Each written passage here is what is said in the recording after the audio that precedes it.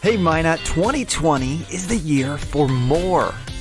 Yes, it's the U.S. Census season, and with it, Minot could see more. More opportunities for business, more federal funding for roads, for our schools, and for our community. Take part in something more. Take the census, because for us, more means more. Visit minotnd.org to learn more.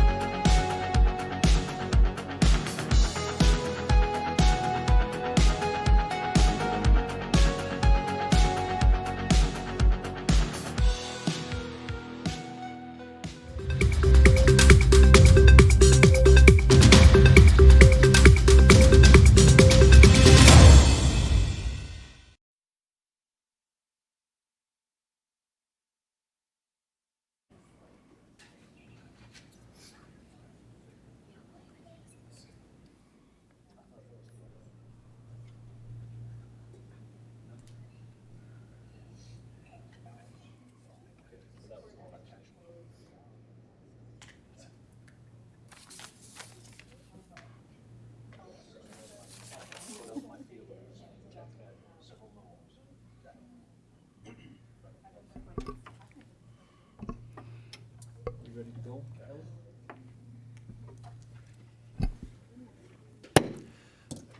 We'll call the meeting of the Minot City Council to order for today, Monday, March 2nd, 2020. It is 5:30 p.m. I would ask anyone and everyone in the audience to either silence or put their electronic equipment on vibrate so that we can keep the distractions down to a minimum. Appreciate that very much. Roll call, please. Janser, Here. Olson. Here. Pittner. Here. Padragula. Here. Straight. Here. Wolski. Here. Sitma. Here. Pledge of Allegiance. I pledge allegiance to the flag of the United States of America and to the republic for which it stands, one nation, under God, indivisible, with liberty and justice for all. Number 3 on our agenda this afternoon is the mayor's report. I do have a number of items that were on my report this week. We will start off, of course, if anybody does remember the winning picture here from the mayor's, or for the contest from the State of the City, and that is, if I can get my clicker to work here. State of the City took place on February 6th. That was followed up the next day by several different interviews that took place for the IEDC Steering Committee, followed by a number of other interviews for the Economic Development Specialist. On the 8th then was the Game Changer event at the Depot, the 18th, then the Zombie Home Acquisition closing, also CTE Committee meeting, and then on the 19th was the Assiniboine River Basin Initiative Conference that I did attend, both during the day and then for the banquet in the evening. And then on the 20th, I did do an interview with Prairie Public Radio. On the 21st, we did have a group of Indonesian visitors that were here at City Hall to learn about some different activities for municipal government within the United States, and it was a great conversation that lasted for about an hour, hour and a half here at City Hall, and of course they spent quite a bit of time at Minot State University, so I appreciate all of the city staff that participated in that. We did have a CTE committee follow-up meeting on the 21st, and then I did MC a couple of different events on the 21st and 22nd, a special meeting for MADC on the 24th, of course, the City Council, and then MADC's regular meeting. On the 26th, we did have I did host John Hoven, elementary student that was inquiring about the 2011 flood interview, and there was one kind of eye-opening moment where we came to realization that the student wasn't born yet for the 2011 floods. So it does mean that we are getting farther and farther away from that natural disaster. So good opportunity to help educate the younger person about what had happened. On the 27th, the League of Cities, both the city manager and myself went down for that full day of meetings down with the league. Very good information about the status of the budget that is going on in North Dakota ahead of the upcoming legislative session. On the 28th, then, we did have the Special Olympic State Basketball Tournament that kicked off in Minot. We were able to go down for a nice little parade of dignitaries and then a whole lot of cheering for about half hour, 45 minutes. It's a great tournament that took place here in the Magic City. Then on March 1st, we did have the Upper Midwest. That's let's see, this morning, I already put the wrong date on there. That was March 2nd, I apologize. The Upper Midwest Aviation Symposium that kicked off actually yesterday on the 1st, and then this morning I was down for that and welcomed a great bunch of aviators to the Magic City. Outside of that, a number of other meetings with city staff and community officials, as well as phone calls and emails. Is there any questions about any of my report? If not, I do have a proclamation that coincides with that last piece of my report. City of Minot Mayor proclaims March as the General Aviation Appreciation Month, whereas the City of Minot in the state of North Dakota has a significant interest in the continued vitality of general aviation, aircraft manufacturing, aviation educational institutions, and community airports. And whereas the general aviation of the Minot International Airport have an immense impact on the city of Minot, and whereas the general aviation airport in North Dakota airports support more than $121 million in total of economic output. Whereas general aviation not only supports North Dakota's economy, it improves overall quality of life by supporting emergency medical and healthcare services, law enforcement, firefighting, and disaster relief, investment in substantial fuel and technologies, and by transporting business travelers to their destination quickly and safely. Whereas these aircraft and a network of airport represent a national public benefit, and congressional oversight should be in place of this system to ensure that it remains in a public system that serves communities of all sizes. Whereas the leaders should invest in this critical infrastructure to ensure future economic growth and our next generation of aviation professionals and pilot. Now there do I, Sean Sitma, the mayor of Minot, hereby proclaim March as the General Aviation Appreciation Month in Minot, encourage local residents and organizations to continue support this thriving sector of business in our community. I want to say thank you again to Rick and all of the general aviators that were in Minot for the conference that was yesterday and today. With that, that is the conclusion of my report. If there are no questions, I will then turn to City Manager, who, Tom, you might need the clicker, though. I do need the. I will meet you halfway.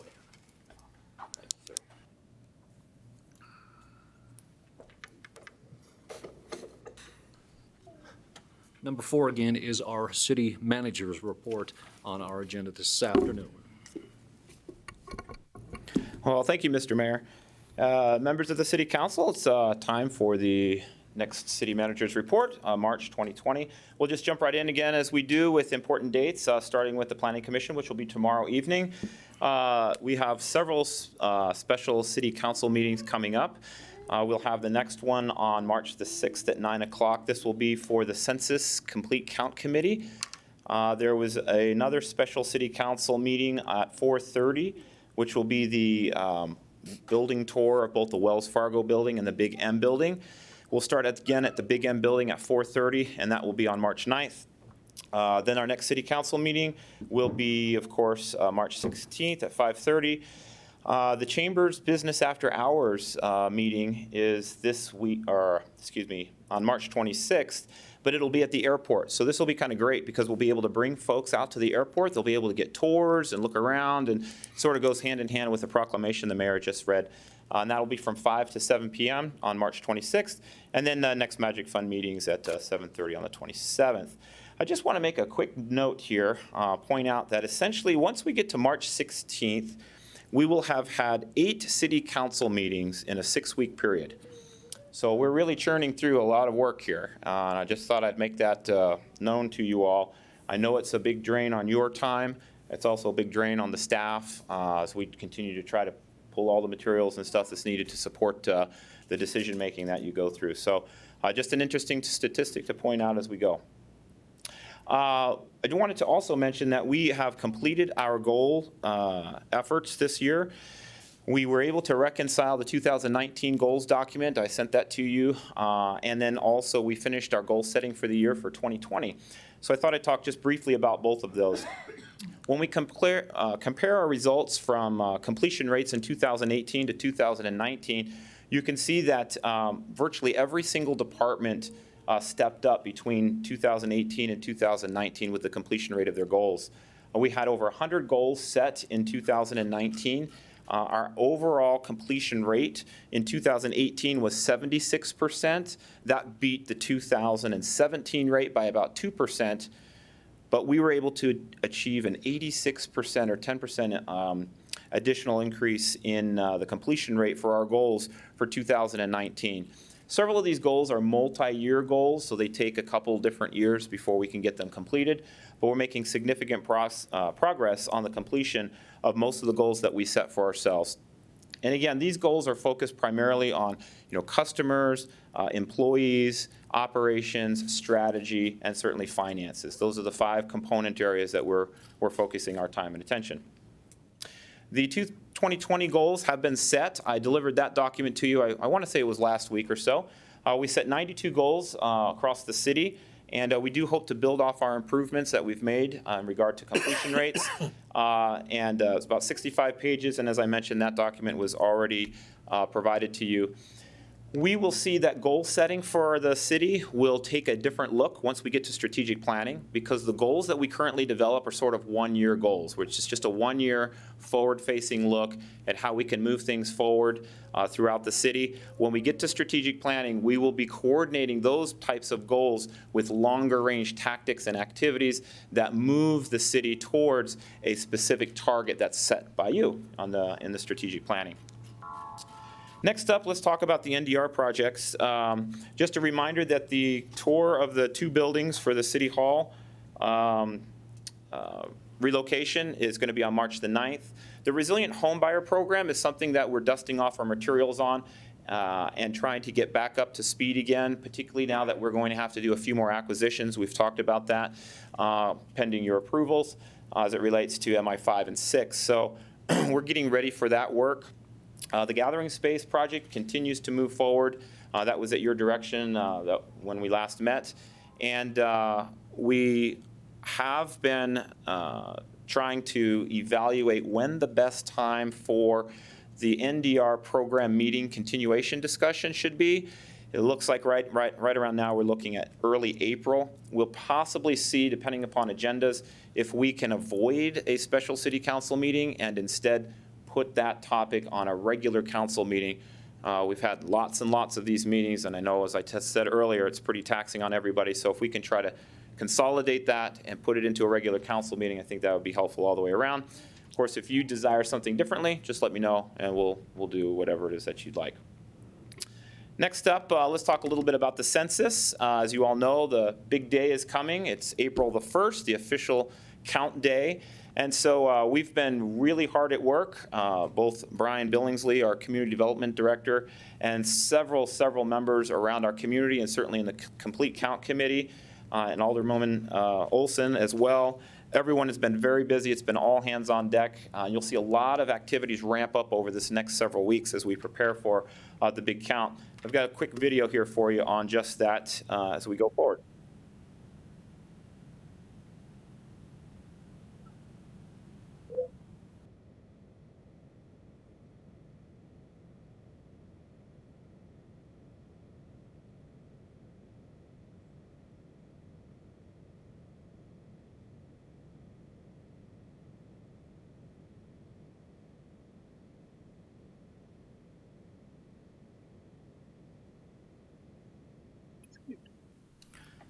So the More Means More is the slogan for the Complete Count Committee. They came up with that. So we're going to be plastering that all over billboards and signs, and you'll even see it on buses and garbage trucks and the like. So we're pretty excited. I do want to point out a couple things here to the public. Every single person counts, provided they live in Minot for 6 months and 1 day. That's absolutely critical for everyone to know. And what's just as important is that being counted here in Minot has nothing to do with residency. So you can still claim residency in any other state that you've lived in, whether you're an oil worker or whether you're with the Air Force or a college student. All we need to know is, and all that needs to happen for you to get counted is if you lived here or resided here for 6 months and 1 day. So that's going to be pretty important. And we want to get that message out as well, and that will be one of the themes that we get out. So moving on to the Citizens Academies, just wanted to remind the public, we have 2 Citizens Academies coming up. The Fire Academy, which will be on April 25th from noon to 4, and includes search and rescue, rappelling, auto extrication, and aerial operations. Kind of a neat way to sort of immerse yourself into the fire service and see what they do. The same thing's going to happen for the police department between May 5th and the 26th, every Tuesday at 6 o'clock. There'll be a number of intensive immersion-based activities, including patrols, crime scene response and investigation, special operations, use of force examples, and learnings and those sorts of things. The public has to register separately for each of these. They're not yet combined. We'd like to do that next year. So if you're interested in the fire one, you can just attend that one. And the information's here on the upper right-hand part of the screen. And of course, the Police Academy, we've talked about this before. Aaron Moss is the lead there. And you want to apply by a little bit earlier date because there's a background check that goes with that one. So next up, we'll talk a little bit about the Broadway Bridge Gold Star Award. This is really cool because the Broadway Bridge Replacement Project was recently named the 2019 Gold Star winner for excellence in concrete in the bridge category of the Ready Mix Concrete Products Association's annual conference. And so the city of Minot, in conjunction with the North Dakota Department of Transportation, you might recall, replaced the aging bridge structure, which was built in 1962. It was later expanded to 2 lanes north and south in 1971. And this particular award is not new to us. We've won this award 2 other times. That's why it might be familiar to you. The other 2 projects were the Downtown Revitalization Project a number of years back, and then the Hazard Mitigation Project for the water treatment plant. That was one other one that won this particular award. So we're really proud of all the staff that have helped to contribute to the progress of that reconstruction, and certainly are grateful for the recognition as well. It is March 1st, or March, wait a minute, what are we on here? March 2nd. And it is hard to imagine that we're looking down the barrel of a new construction season.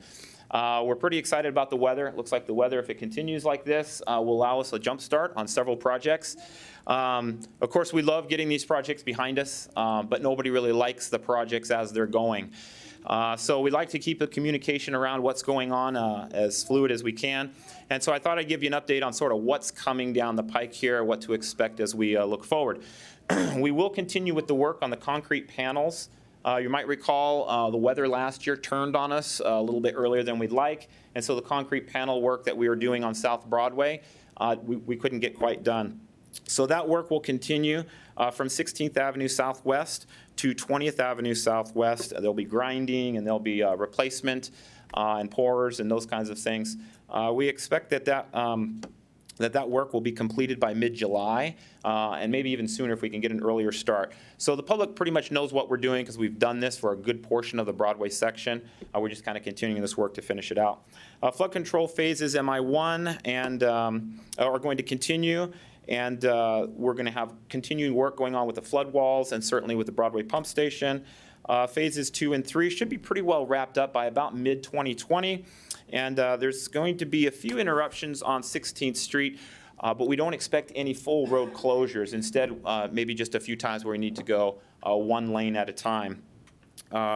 Work continues at the water treatment plant with the expansion. We do hope that that will wrap up fairly quick. We're running a bit behind on that schedule.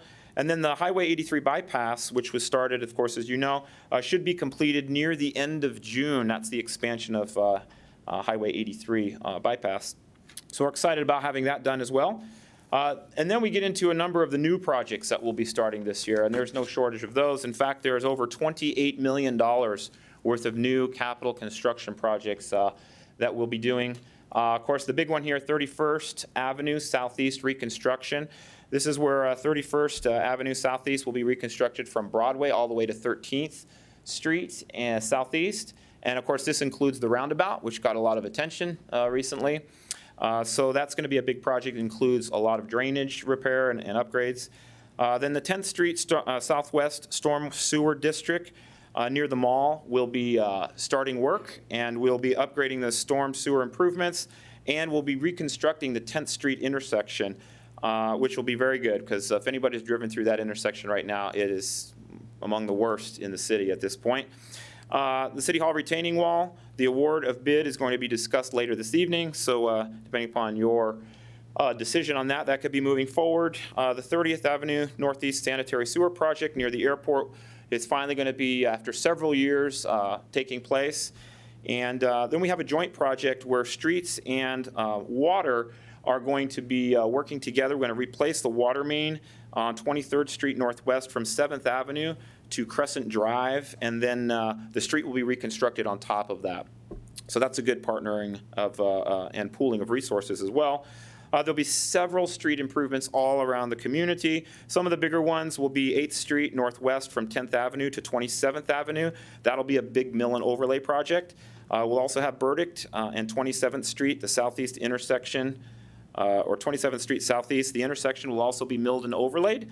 And then 16th Avenue Southeast from Hiawatha to Burdick and 27th Street Southeast intersection will be milled and overlaid. And then finally 16th or 13th Street Southeast and 13th Street to Valley Street, there will be another mill and overlay there as well.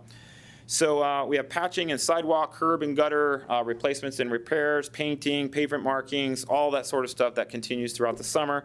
That'll be going on. And then we also have SWIFT work that'll be taking place. And that SWIFT work will be SWIFT Site D, and also Sites E will be working on that. So we hope to complete the D and then start, and we'd love to finish E, but I'm not sure we'll get that done this year. We have 7 traffic cabinets or traffic signal cabinets that we'll also be replacing. And with these new cabinets, we're upgrading the technology, and eventually we're migrating toward what will be called an intelligent transportation system network. So imagine for a moment that you could drive from one end of Broadway all the way down to the other end of Broadway without stopping ever. Well, except for emergency vehicles, right? Or on Burdick, east to west or west to east, same sort of thing.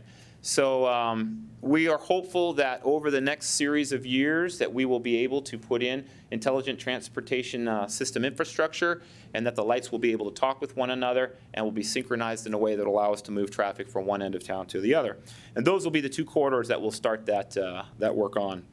Lastly, we are planning to put the flashing beacons at the zoo and the courthouse for the pedestrian crossings. That work will also take place. And so you can see we'll be quite busy this year with a number of different projects. And we've already taken a number of calls, which I'll get to here in just a little bit about the potholes. We hope to get that addressed here pretty quickly as well. Speaking of potholes, this winter, although it hasn't been awful from a temperature standpoint, has been awful from a temperature fluctuation standpoint. And so we've had some pretty harsh conditions on the roadways. So I want to talk a little bit about this because we have potholes that are creeping up all over town, and it's not uncommon to mine out. There are a lot of towns all across North Dakota that are having the same problem. But the causes of potholes are pretty simple. A lot of water, which we did have, you might recall, late August into September and October.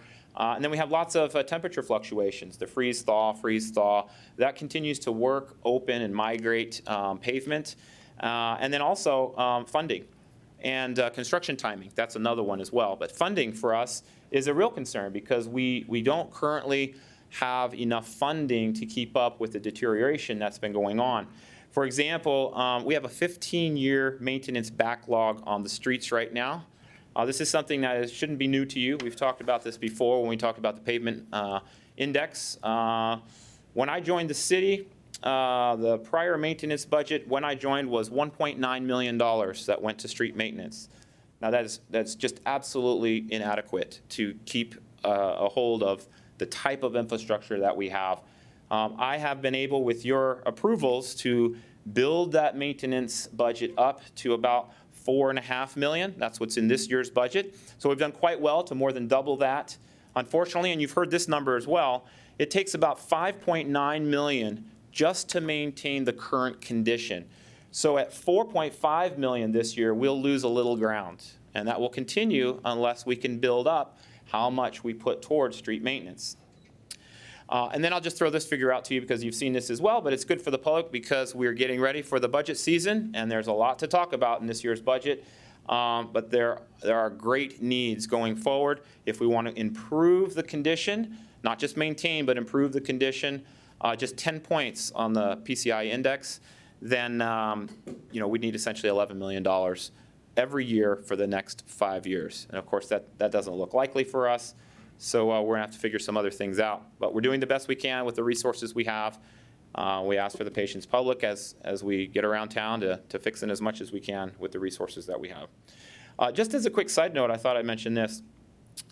We put 52% more funding to flood control than we are to the street maintenance budget. So I thought, just as a comparison, so you can kind of see how that works out. There's quite a bit of resources going to flood control, and rightfully so. But the reality is we have a lot of demands on the city budget. If we didn't have flood control, well, then we'd have a different situation. But that is an important priority for our community. It needs to get done. And so we're having to parse out dollars to go with various buckets. And that means, sometimes there might not be enough to go around. Next up, I wanted to briefly update you on the ERP, or the Enterprise Resource Planning Project. This is our software, massive enterprise-wide software project. That work is consuming enormous time and resources from staff all around the city, more particularly finance staff at this point in time, because they're sort of the first ones in the queue, and we're trying to get the budget module up to speed so we can use it this year. There have been lots of process improvements and data importation and training that's been going on. We've been developing and loading and testing the system, and we do hope that essentially by the beginning of May or so, we'll be able to have our first milestone, which will be the completion of the budget module. And that's what we do intend to build the budget in this particular year. So we could have some bumps in the road as we trial this software and learn and all of those sorts of things. So we do hope that the budget, and I'm confident the staff are putting a lot of time and effort into this. I'm confident this will go well. But that will be a change for us across the entire city. Next up will be around October of 2020, the Human Capital Management module. That will then be followed up by other modules. And also, we are bringing in asset management and having to integrate asset management at the same time. That will include work order system processing and management. It'll include assignment management for work product or activities in construction and those kinds of things, and then also fleet maintenance. So we are essentially trying to jump light years ahead in a very short period of time. And of course, that work doesn't happen on its own or by itself. Staff are really, really putting a lot of time and effort into all of this, and we're very appreciative. It's very important, and it'll make a huge difference in the long term as to how we move forward. Next up, I just for the community wanted to mention that the annual report is available. We have a few hard copies left, but for anybody who wants an electronic copy, the address is on the on the screen here, and you can just download it or click on it and get an electronic view of it. We do hope folks look at that because we've been up to a lot of work and up to a lot of great things. And we identified not only our challenges, but our accomplishments for the last year and sort of talk about where we're going and what we've done. It's really a great document. I think it numbers almost 40 pages this year of information. So anybody who wants to learn about what's really going on in the city, should definitely download or access that via the website. Close to last, I wanted to mention that we have been talking with our cohorts in Fargo. And as you all might know, they're essentially going to be, they're looking down the barrel of a huge potential flood for this particular season. And so they have geared up their sandbagging operation, and they have reached out to us, and we have been talking with them about the potential for going down and participating with them. So what we're trying to do is make a call for volunteers, and looks like we're looking at March 11th, so next Wednesday. It'll be an all-day trip. We'll go from 6:45 a.m. to about 6:30 p.m., And we would like for residents or anyone else who's interested, must be 18 or older though, for liability reasons, to essentially RSVP to go on this road trip and help Fargo and their residents out with sandbagging. We do anticipate that the bus will leave sharp at 7 a.m. on the 11th. We'll arrive in Fargo about 11 o'clock. We'll start sandbagging from 11:30 to 12:30. We will have lunch provided, and then we'll sandbag again from 1:15 to 2:15, and then eventually leave for Minot at 2:30, arriving back here in town at 6:30. City leadership is going to take a slight diversion in the afternoon hours to meet with Fargo representatives. But if folks are interested in this, the transportation's provided, the lunch is provided. We just ask for folks to RSVP through Tammy Strokeland and her email address, as well as her phone numbers on the screen here. So we're hopeful. The bus seats about 54 folks, so we're really hopeful that we can fill the bus. And we've talked with the mayor of Fargo and the city administrator, and they're very much looking forward to us and are extremely grateful. And we'll have operations ready to go, and we'll be well received for sure. Lastly, Mayor, if I could get you to join me, we have another staff member that we're going to have to say goodbye to, Mr. Kevin Turnus, our city assessor. I think he's here. Kevin, would you mind coming up and joining us? After 29 years, Kevin Turnus is now finally calling it quits. He was has been our assessor for a great deal of time. I'll give this to you, Mayor.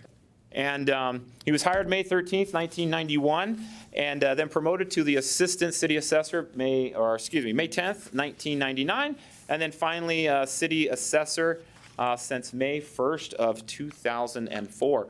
So I just want to thank you, Kevin, for your years of service to the city. 29 years is a great number, and I think the mayor's going to present you with the plaque and say a few words. Absolutely. So, in the name of the people of the city of Minot, this certificate of appreciation is presented to Mr. Kevin Turnus, Minot City Assessor, from May 13th, 1991 to February 28th, 2020, in grateful recognition of outstanding public service faithfully rendered to the city of Minot. Mr. Kevin Turnus, we thank you for all of your hard work. And do we have, here we go, there's a camera right.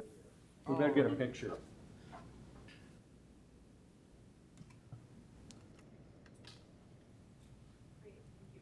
So don't go anywhere. Okay. So for a great many years, of course, when we went through any of the meetings where we had to make the hard decisions about valuations of property. We made a few, yes. And then, of course, when a lot of those questions came down at the state from a lot of assessors from around the state of North Dakota, the majority of the time they came to Minot and asked for Mr. Kevin Turnus because of his knowledge and years of experience and things like that. So we're certainly losing a vast volume of a lot of tenured understanding of markets and how valuations come to be. And I think it's widely known around the state, Kevin. So we are grateful for all of the hard work that you've done for the citizens of Minot.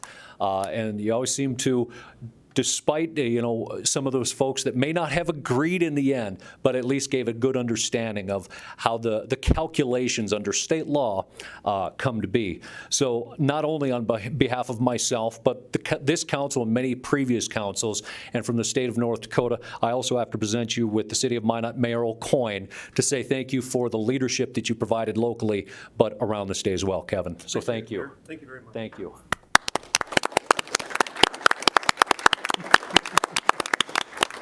Did you want to say anything? Thank you. Thank you, Thank you, Kevin. Thank you, Kevin. Thank you, Kevin, and thank you, Mayor, also. With that, that's the end of my city manager report. I'll stand for any questions you might have. Alderman Walski. Mayor Sitma, thanks. Mr. Berry, if you would for me, and maybe with the assistance of Alderman Olson, who is on the Census Committee, let's do a double check on our 6 months and a day. As just a quick review of the U.S. Census website, their language is slightly different. It is anyone living in your home as of April 1, 2020. And so I think just so we have clarity in our messaging and we are making absolutely the entire circumstance of who's counted. So if you guys, I know we've got a meeting coming up on the 6th. It would be a great opportunity to just double check that. And I might defer to Brian Billingsley for a more accurate description as well. I know that there are two things to consider, whether or not you've been in the community or where you are resting your head on April 1st. Maybe Brian can better describe that. Mr. Billingsley. Mr. Mayor, members of the council, yes, technically the head count is for April 1st. However, if people live in multiple homes, for example, they may have a residence in Texas, but they also reside in Minot, that's when the 6-month rule kicks in. So wherever they live most often is where they count. Those people will count. So that would be the Air Force personnel, the college students, the oil field workers, and so on. They're the ones that would count as residents of Minot if they live here for 6 months or more, even if they're not here on April 1st per se. Okay. All right, thanks. Thank you.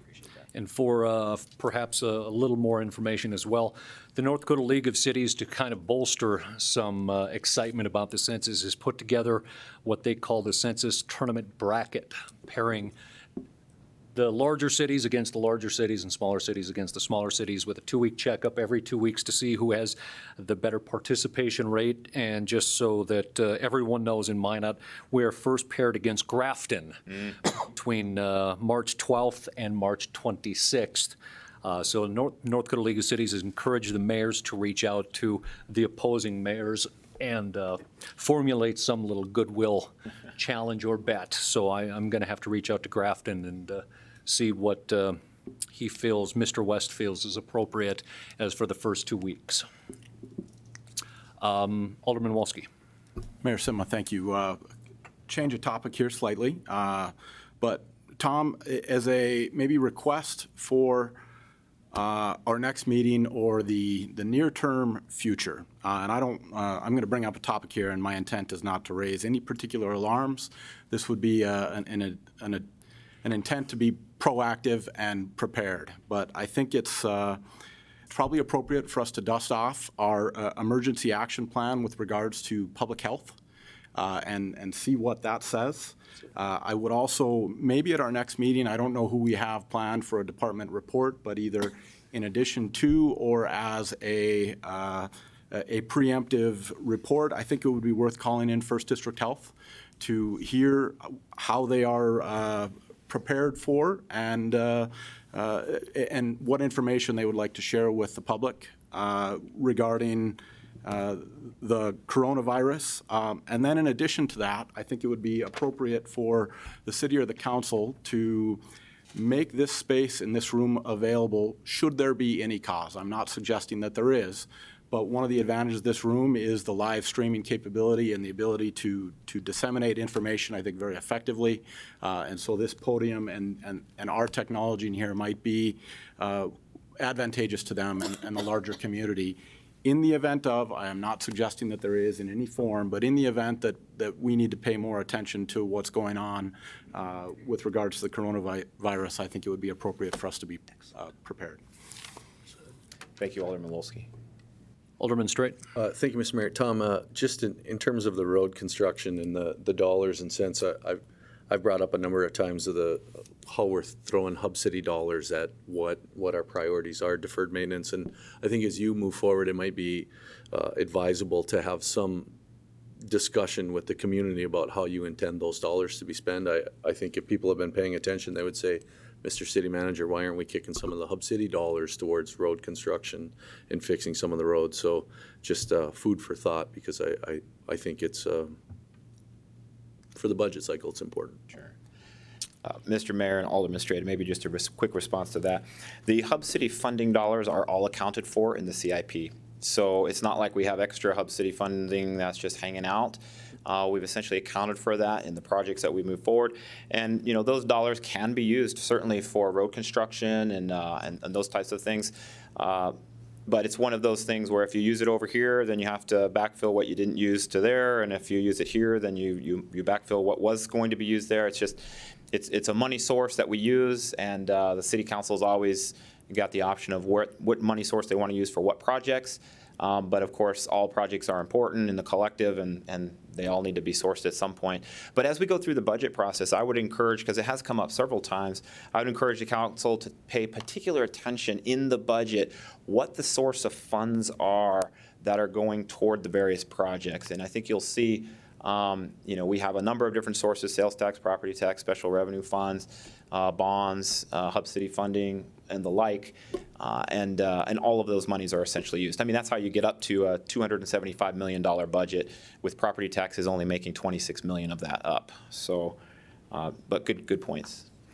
And perhaps just a little further information, as we met last Thursday with the meeting of the mayors at the North Dakota League of Cities, it wasn't directly addressed as Hub City funding, but taking a look at projections for oil revenues and things of that nature, and even the Office of Budget and Management discussing some of the challenges that go along with trying to anticipate what oil prices are doing, considering the latest hiccup because of what Alderman Wolski had just pointed out. No one had accounted for or anticipated a market hit that took place because of the coronavirus. But it's certainly something I think that both the legislative committees, the Office of Budget and Management, and all of the cities, especially Dickinson, Williston, and us, will be paying close attention to, because that will impact that price per barrel, will impact what that filters down then through the impact dollars through that mechanism. So we'll certainly keep a close eye on that. And we will be getting updates as well from the North Dakota League of Cities moving through and up to the next legislative session and beyond. Any further questions? If not, I do want to just dial back very quickly to the Fargo trip next Wednesday, March 11th. To also mention, as I'm sure there will be questions as far as transportation, Farmers Union was gracious enough to sponsor the bus, so that that is going to be coming from their Jamestown office to pick up the 54 riders, or however many volunteers we can get. And so that is going to come at no cost to the citizens. And then, as I am told, that a very basic lunch would be provided for the sandbaggers that are down in Fargo. And if I recall, perhaps was the Salvation Army with their sandwiches that we all fondly remember that went through either sandbagging or the recovery side of the coin. So from that standpoint, I believe that water will be provided as well. Alderman Pittner. Thank you, Mayor. Just wanted to double back maybe to Alderman Straight's comments about the Hub City funding. I had a similar question during the last legislative session, and actually from a citizen asking how, and all those dollars are reported to the Legislative Council, and they're accounted for. And there is a report that was provided to myself from Mr. Lakefield. So again, I think yourself or the public, if they look for those dollars, they'll see that they're spent as wisely as possible, and obviously they have to be spent wisely. That was kind of the advisement of the Legislative Council, was to spend these on infrastructure projects. So just wanted to bring that to, I didn't know that it existed until I asked the question, so just wanted to maybe bring it to everyone's attention. So, Further questions or comments? If not, thank you, Tom. That takes us to number 5 on our agenda, the City Attorney's Report. Mr. Mayor, I presented a written report. I'd be happy to take any questions. Any questions for our City Attorney, Alderman Wolski? Mayor Sitman, not a question, but just a brief comment. I did notice that our update on the parking garage lawsuit had a change this month, which the scheduling of the trial in November. So while it's still a ways off, there's clarity at the end of our legal tunnel coming, and I think the community deserves to know that. So, anything further to comment on that, Kelly? Okay. Any questions or comments? All right. Thank you, Kelly. That takes us to number 6 on our agenda, consent items. I have been asked to pull in section 6.3, number 4 and number 6 from the ordinances for consideration on second reading. Outside of that, we have 6.1 through 6.13 in our consent items. Alderman Wolski, further items to be pulled? 6.9, please. 6.9. Any other items to be pulled in consent? If not, we are pulling number 4 and number 6 out of 6.3 and 6.9. Alderman Janser. Mr. Mayor, I'd move consent on the remaining items. Second? We have a motion for consent on the remaining items by Alderman Janser, second by Alderman Pittner. Discussion on the motion. Any discussion on the motion? Seeing none, please call the roll. Janser, Yes. Olson, Yes. Pittner, Yes. Padragula, Yes. Straight, Yes. Wolski, Yes. Sitma. Yes. 6.3, number 4, is the ordinance number 5461. This is the 16th Street Northwest speed reduction. So moved. Motion by Alderman Wolski for approval. Is there a second? Second. Second by Alderman Straight. Alderman Padragula, you had asked for this to be pulled. Right. Regrettably, I had to be absent last week from our last council meeting. I was at a week of psychology workshops, which I need to maintain my license, which I need to maintain my job. But I was concerned about this and wanted to go on record against it. I bike a fair amount, particularly in the northwest part of Minot, not nearly as much as Josh or even Shannon, but I'm not keen on that. I think we already have 2 very wide, very good sidewalks on that street. They're hardly, if ever, used. People drive fairly quickly, and that street is not developed very much with driveways and things like that and cross streets, and I think people naturally go fairly quickly. They certainly go more than the current speed limit of 45, and I think if it's reduced to 30, they'll go 35 on the average probably. As a bicyclist, I don't feel safe with cars whizzing by me at that speed. I feel much, much more comfortable on a designated, essentially bikeway or trailway or wide sidewalk. I don't like this at all, and I wanted to speak against it. Again, it doesn't make sense to me if we have a nice wide pathway on each side of the street for that segment. So I just want to put my 2 cents worth. Alderman Wolski. I'll comment briefly, and I appreciate Alderman Padragula's comments here. As somebody who does ride around the city quite a bit on bike in any month that allows it, I would say that any efforts and tactics, and I think that's probably how this would qualify, to slow down traffic are appreciated by me. And I think this is one area where I agree. The signals that are sent to drivers on this particular stretch of the road, because it is a wide road, because there isn't a lot of development there, the signals that are sent to driver by the driving conditions at large produce faster speeds.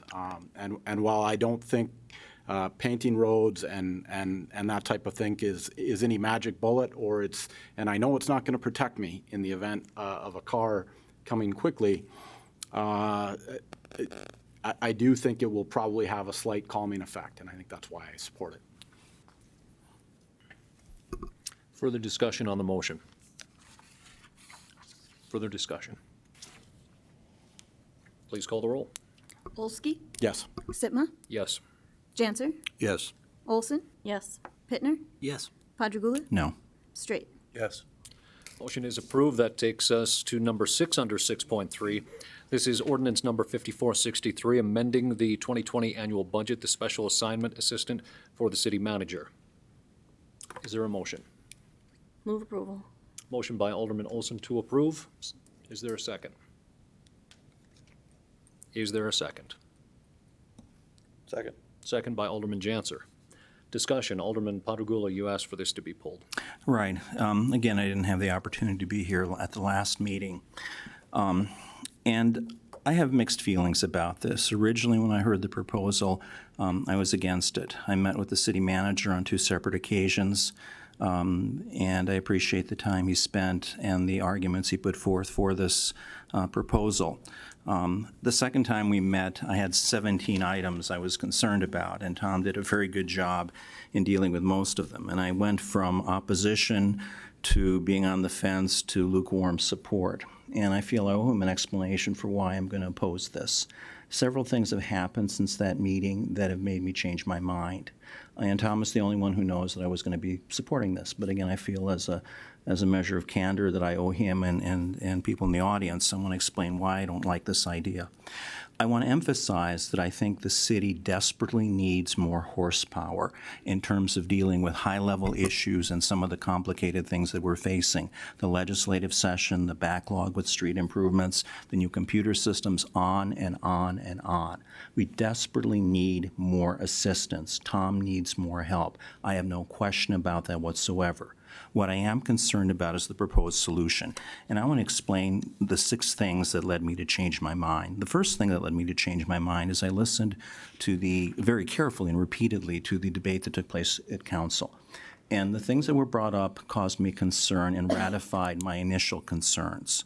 The second thing that made me change my mind was my attendance at this workshop. It was maybe 100 forensic psychologists in 5 days of workshops. And one of the themes we kept coming back to was the need to keep roles separate and distinct.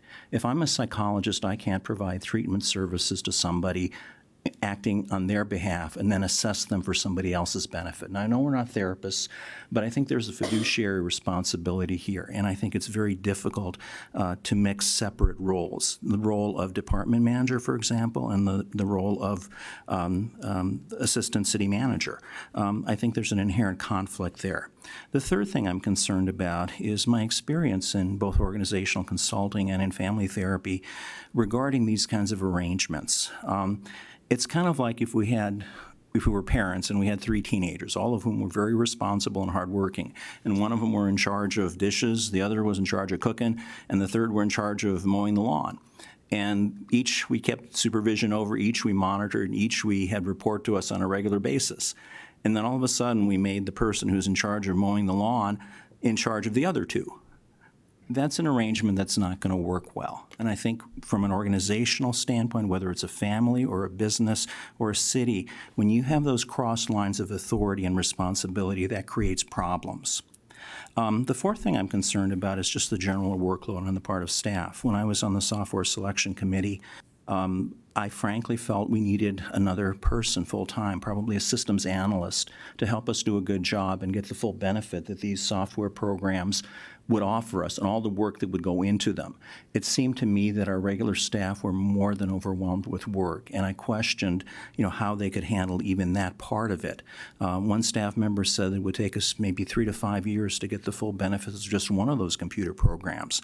So I see our staff being over the edge a lot of the time, and I don't want to compound that load on them. The fifth thing I want to say, again, speaking as a clinician, is I worry about staff stress levels. I don't like overtime. I don't like paying overtime. In my own business, in my own practice, we don't have overtime, except for me who, has to do it. I discourage that. And there are some exceptions. If a police officer wants to, participate in a crime prevention program like we're going to have here, if they want to earn some extra money for Christmas, if they want to get some experience, I think that's fine. But I think for these high-level kinds of activities, I'm very concerned about that. I've spoken publicly and privately about my concerns regarding the workload for the city manager. And I'm speaking, again, as someone who specializes in helping people deal with stress. And I'm not saying there's anything wrong with him or he's a bad person or he's weak. He's very resilient and very robust, but everybody has their limits. And I think I don't want to push those limits any further. The final reason that I'm concerned about this, and I'm going to vote no for it, is I think that basically you can't be a servant and a master at the same time. If we want to have an extra person to help Tom out, I think that's fine. But I think they can't really be a department head because that role of department head is incompatible with the role of supervisor of other department heads. There's a fundamental structural problem there or situation that I think is inevitably going to cause problems. I shared this with Tom. I thought it through, and I think that's one of the reasons that I'm not able to support this. I do have some alternatives. So it's not a matter of all or nothing. The first alternative, I think, is to hire a special projects department head, someone who can provide us systems analysis, who can provide us expertise in designing some of these systems that'll help us get more out of staff, be more responsive to citizens and other people. So that's one alternative, a department level position. That's not going to do anything about the problem of 16 people reporting to Tom.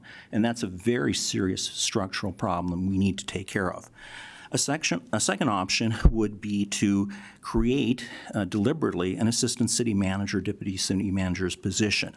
I think that would take some time. Again, we need to figure out who would report to whom and who would be responsible for what.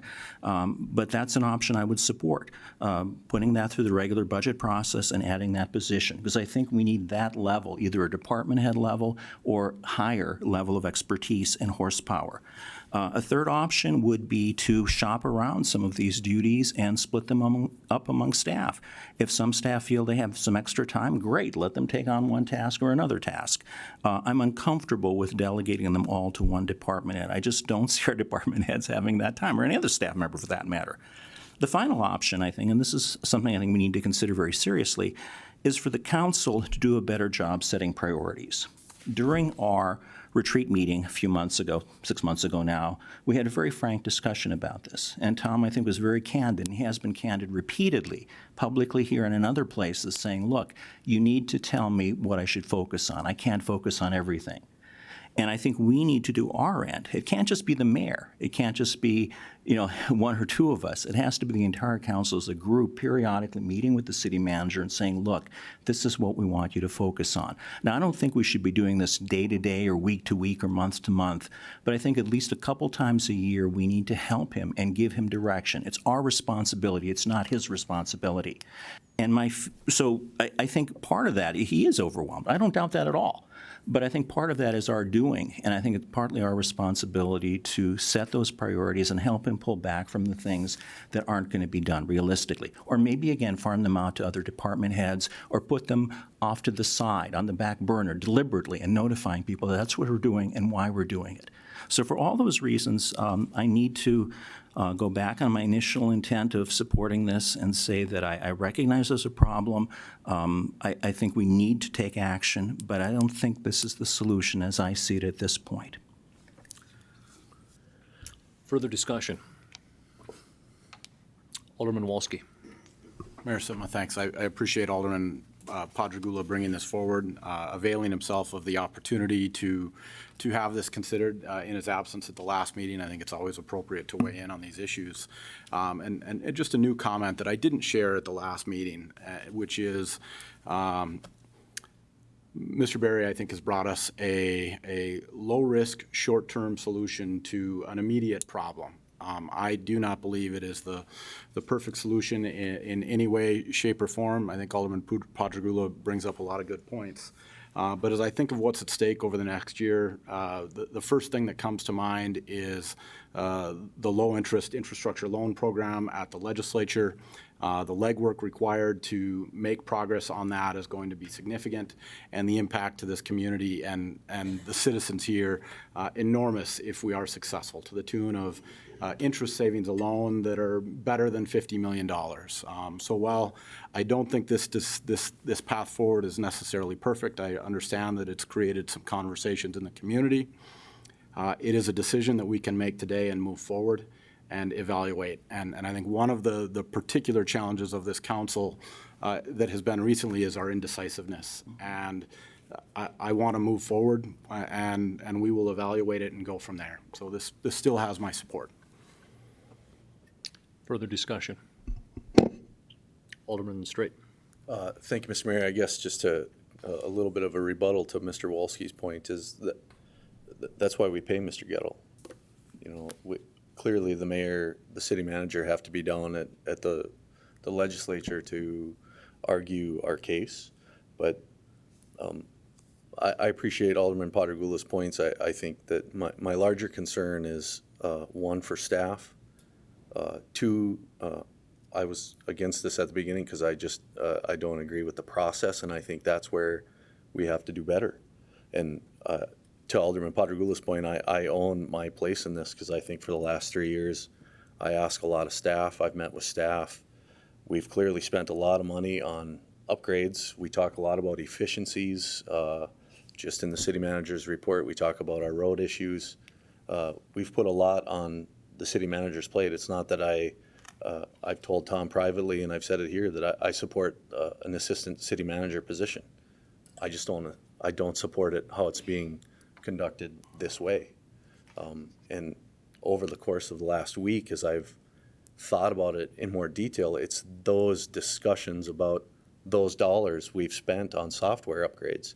If you start thinking about it logically, where we've spent that money and those department heads, as I've met with Tom and I talked about department heads, I don't think that I could honestly look a department head in the eye and say, hey, we're spending millions of dollars on that software upgrade, and I'm comfortable with you delegating more responsibility to your staff to take on a larger role.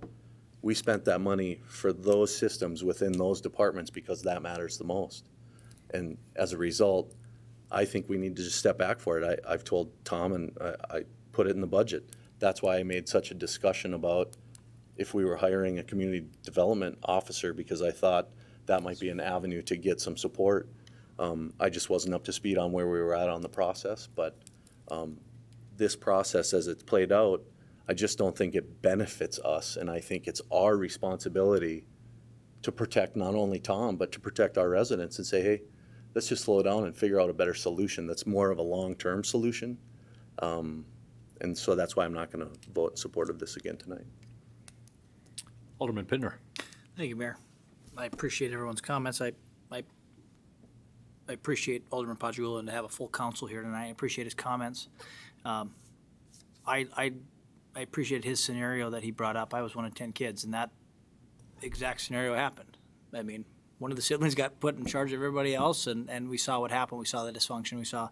And we all turned out fine. We're all still here, but I get it, and I appreciate that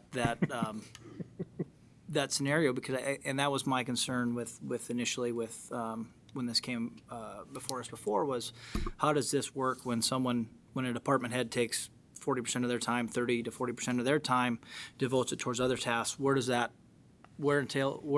the end does that work go? Obviously, it goes to the people lower on the ladder, and is that fair if they're not compensated? I don't know. I guess that's a scenario, and that's a question that would have to be answered by them, and I don't know if we'd get a complete answer. And I agree with Alderman Pajugula's comments that Tom needs help. The city manager position, partially the successes that we've seen as a city are entirely due to Tom and his leadership. To give better direction to Tom, I think we could all do a better job of that. So I think from Alderman Pajugula's phrasing and framing of the scenario that's in front of us, I'd like to see this go through a budget cycle. It would have my support at that position. I think I will waffle and change my support on it tonight, and like to see it go through that avenue and have more of a permanency to this solution. So, Alderman Olson. Well, Mr. Mayor, I think we're talking like we can only have one decision. It's either or. And I think really we can do both. We can approve this position because I agree with Alderman Walski. This is temporary. This is a pilot program to see how it works. We will have 6-7 months of data and reports to go by as we go into the budget process. So I don't think that we have to say no to this and then wait to the budget process. I think we need to do both of them in concert so that we can make a better decision. Alderman Pittner. Thank you, Mayor. And I just want, and I agree with Alderman Olson. I think that's where the divide for me is, should this go to a department head position like Alderman Pajugula also raised? Should this go to a department head that will in turn for 6 months delegate extra work to, again, people below them, or should we just dive in and make this a permanent position? Again, so it's not one of the kids watching over the other kids while mom and dad are away, and that's where I'm torn. I'd like to see more of a permanent position right from the get-go, even if it were to be and I don't know how this would work. Could we hire a temporary position from outside for 6 months until the budget cycle were to come, or through the end of the year? So I agree that if we could find a solution to make this a temporary position until the budget cycle and then talk about permanency, again, I think it's the department head issue that maybe I'm having problems with, and maybe some of the other aldermen. Further discussion? If not, I will just keep my comments very short on this and agreeing with numerous different pieces that everyone has said here on every level. I am looking myself at this as a very temporary position that is, one, the testing ground, and two, I understand the work concerns about being pushed lower, and I'm fairly certain that whichever director, as we had talked about, would apply for this, would also have that discussion with their entire department or staff that is below them.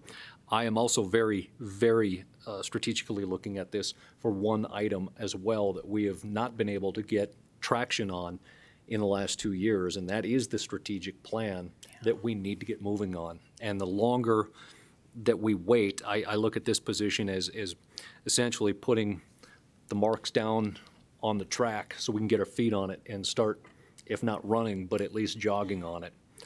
That's why I'm supporting this. I understand that there's going to be challenges with it, and it's not the perfect solution. To me, there is no perfect solution.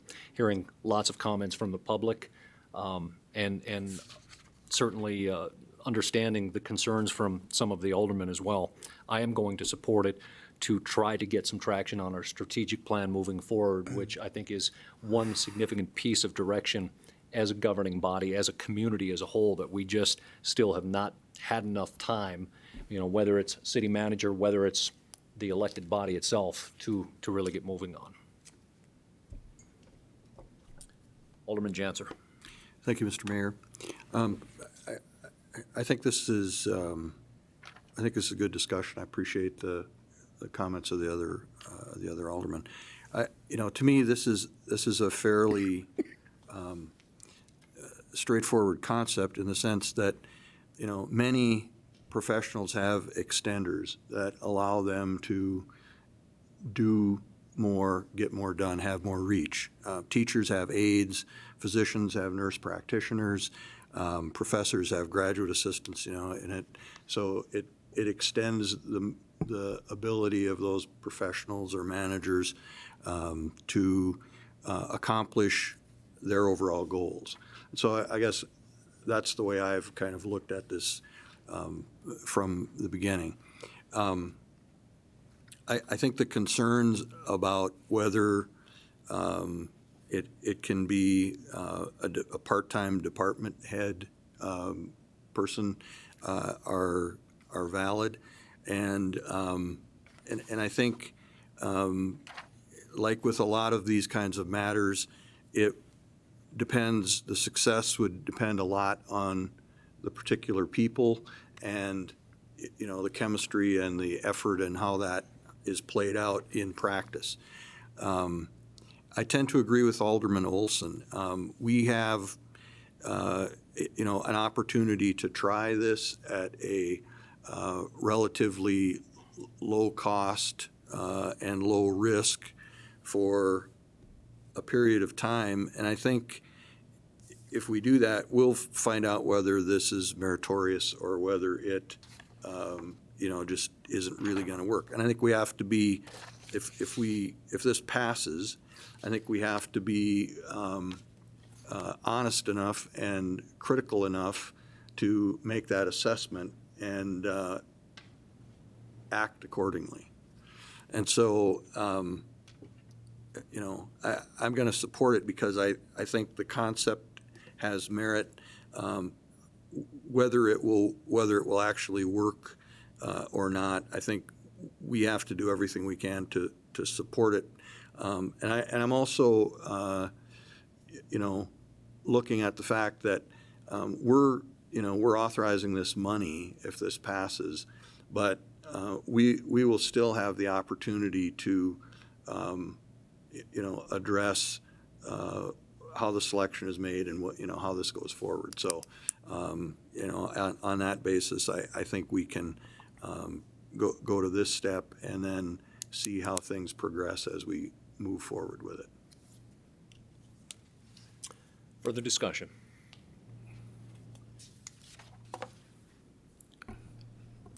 Mr. Greenhick, at this time, this is not a public hearing. Really? So we can't have any public input? At this point, this is not a public hearing, Mr. Greenhick. Okay. hopefully the newspaper and the TV sees that public cannot have any input. That's Thank you, Mr. ridiculous. I was not asked, at the first meeting, you never asked for any public input, and that was a public meeting, correct? That was also not a public hearing. It is under So- the option of the head of the meeting to open that up. So it's your option whether to have anybody in the public speak on an issue. Under the Roberts Rules of Orders, yes, unless it is a public hearing. So when did that change? Alderman Padragula, Alderman Janser, I served on the council with them. We used to read the item. We'd put a motion on the floor. The mayor would ask for any input from the public.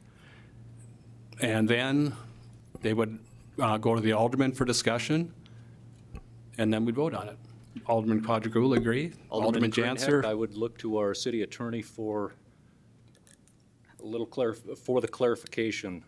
Mr. Mayor, there are Attorney General opinions from the North Dakota Attorney General which talk about when citizens are allowed to speak on an item, and that's under public hearings. All citizens or people are allowed to be present at any public meeting, but they're only specifically permitted to speak during public hearings. However, that is something that can be opened up depending on the governing body. So the mayor can decide if he wants to have any public input, and he's decided on this one he does not want any public input. Duly noted. Further discussion? Please call the roll. Olson? Yes. Pittner? No. Padragula? No. Straight? No. Wolski? Yes. Sitma? Yes. Janser? Yes. Motion passes. That takes us to 6.9. This is Budget Amendment, North Dakota Department of Transportation Fiscal Year 2020 Traffic Safety Grant, Speed Enforcement, PD 0191. The Minot Police Department has participated in this annual traffic safety grant program on an ongoing basis. These funds are used to pay officers to work in an overtime capacity and increase enforcement of impaired driving, occupant protection, distracted driving, and underage drinking in an effort to make Minot a safer community. This is the first year speed enforcement has been added to the traffic safety targeted enforcement efforts, and the North Dakota DOT has offered an application to apply for an amendment to add the speed enforcement to the existing contract. The three recommendations are authorization to apply for the amendment, and if awarded, accept the North Dakota Department DOT fiscal year 2020 traffic safety enforcement grant for the Minot Police Department. And number two, approve the proposed ordinance authorizing the budget amendment for fiscal year 2020 traffic safety grant. And three, authorize the mayor to sign the agreement. So moved. Motion by Alderman Janser, second by Alderman Olson. Discussion, Alderman Wolski, you would ask for this to be pulled. Mayor Sitma, thank you. This is a fairly insignificant dollar amount, although there is no such thing as any insignificant dollar, but $6,000 is not a game changer in any great way. So I bring it up as an example of a state program that influences decisions when I wonder if we need $6,000 worth of overtime here in the city, then we should pay for it, and we should do what we need to do. I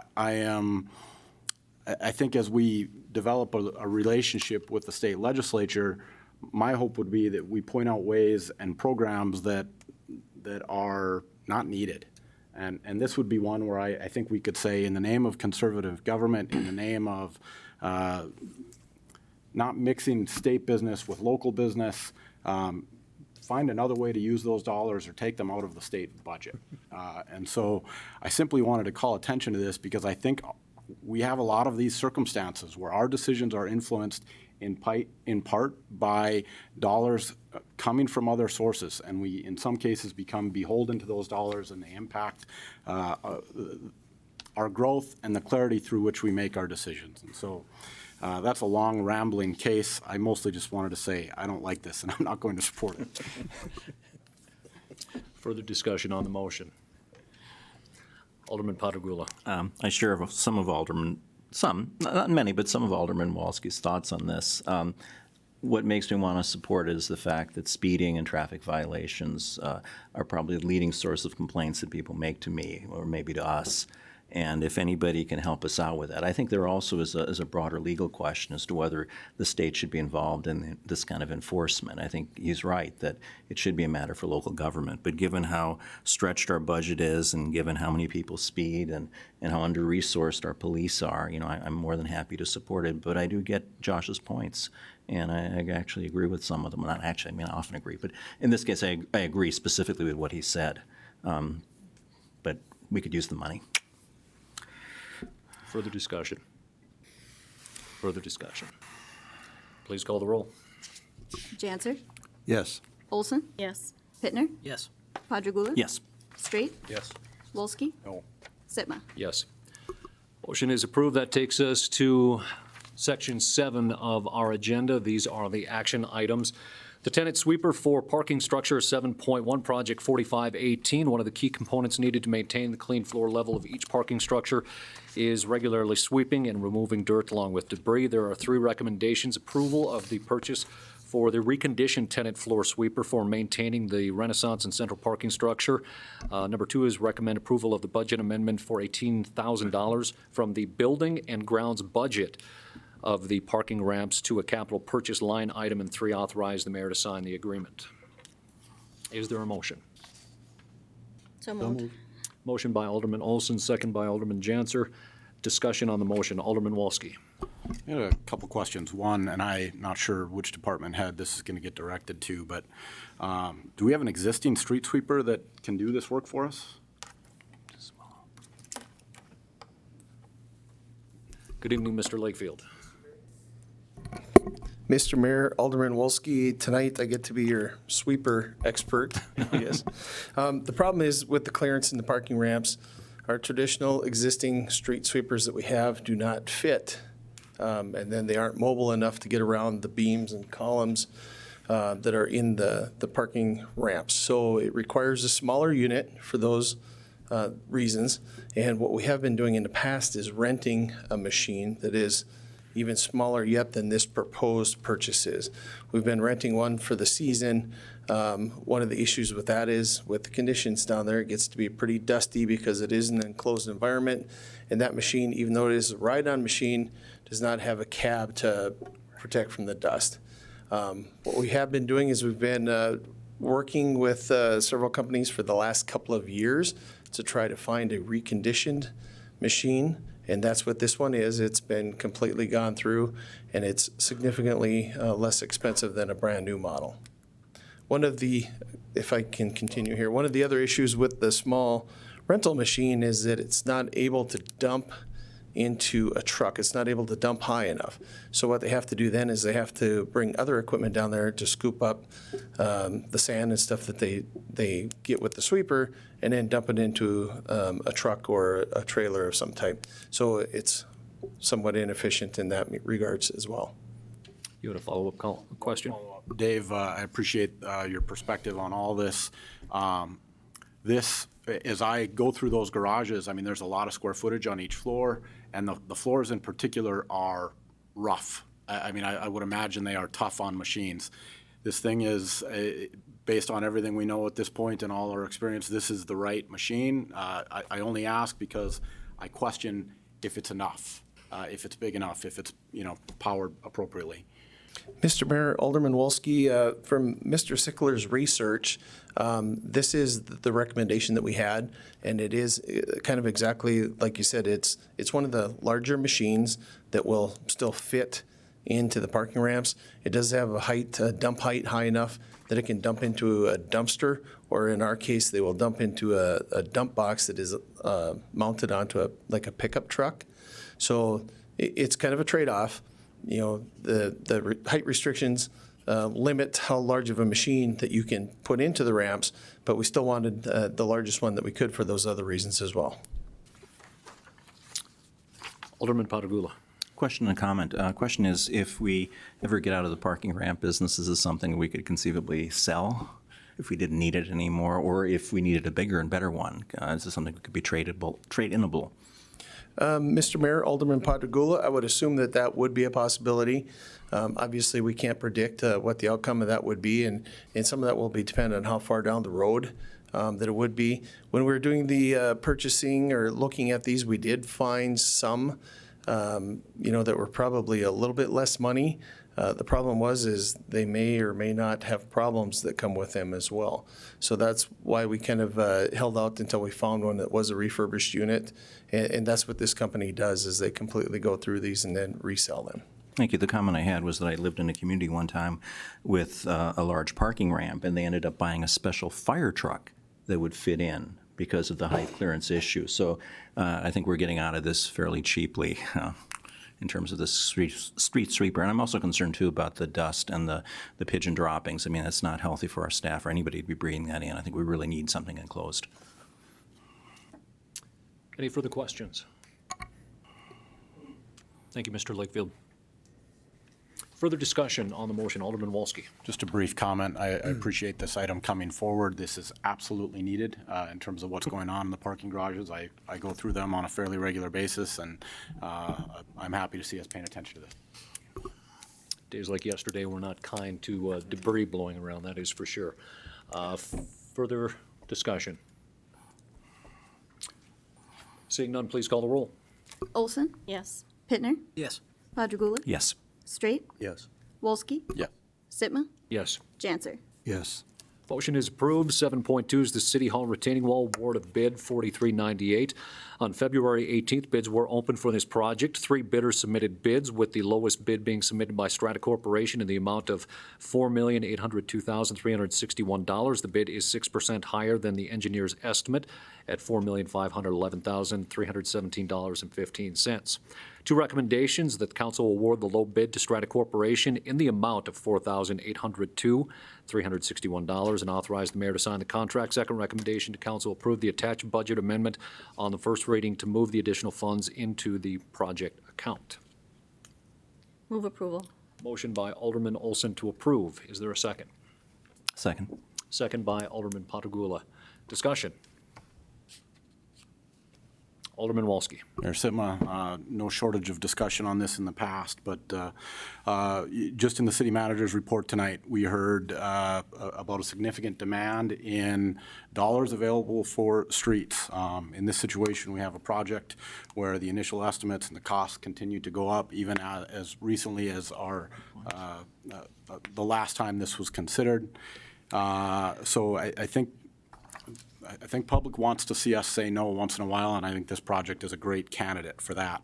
I'll also share that as we evaluate our priorities and the things we are spending money on, and in no way do I suggest that we should ignore the issue on the rock facing. I just do not believe that we should be replacing it with a wall.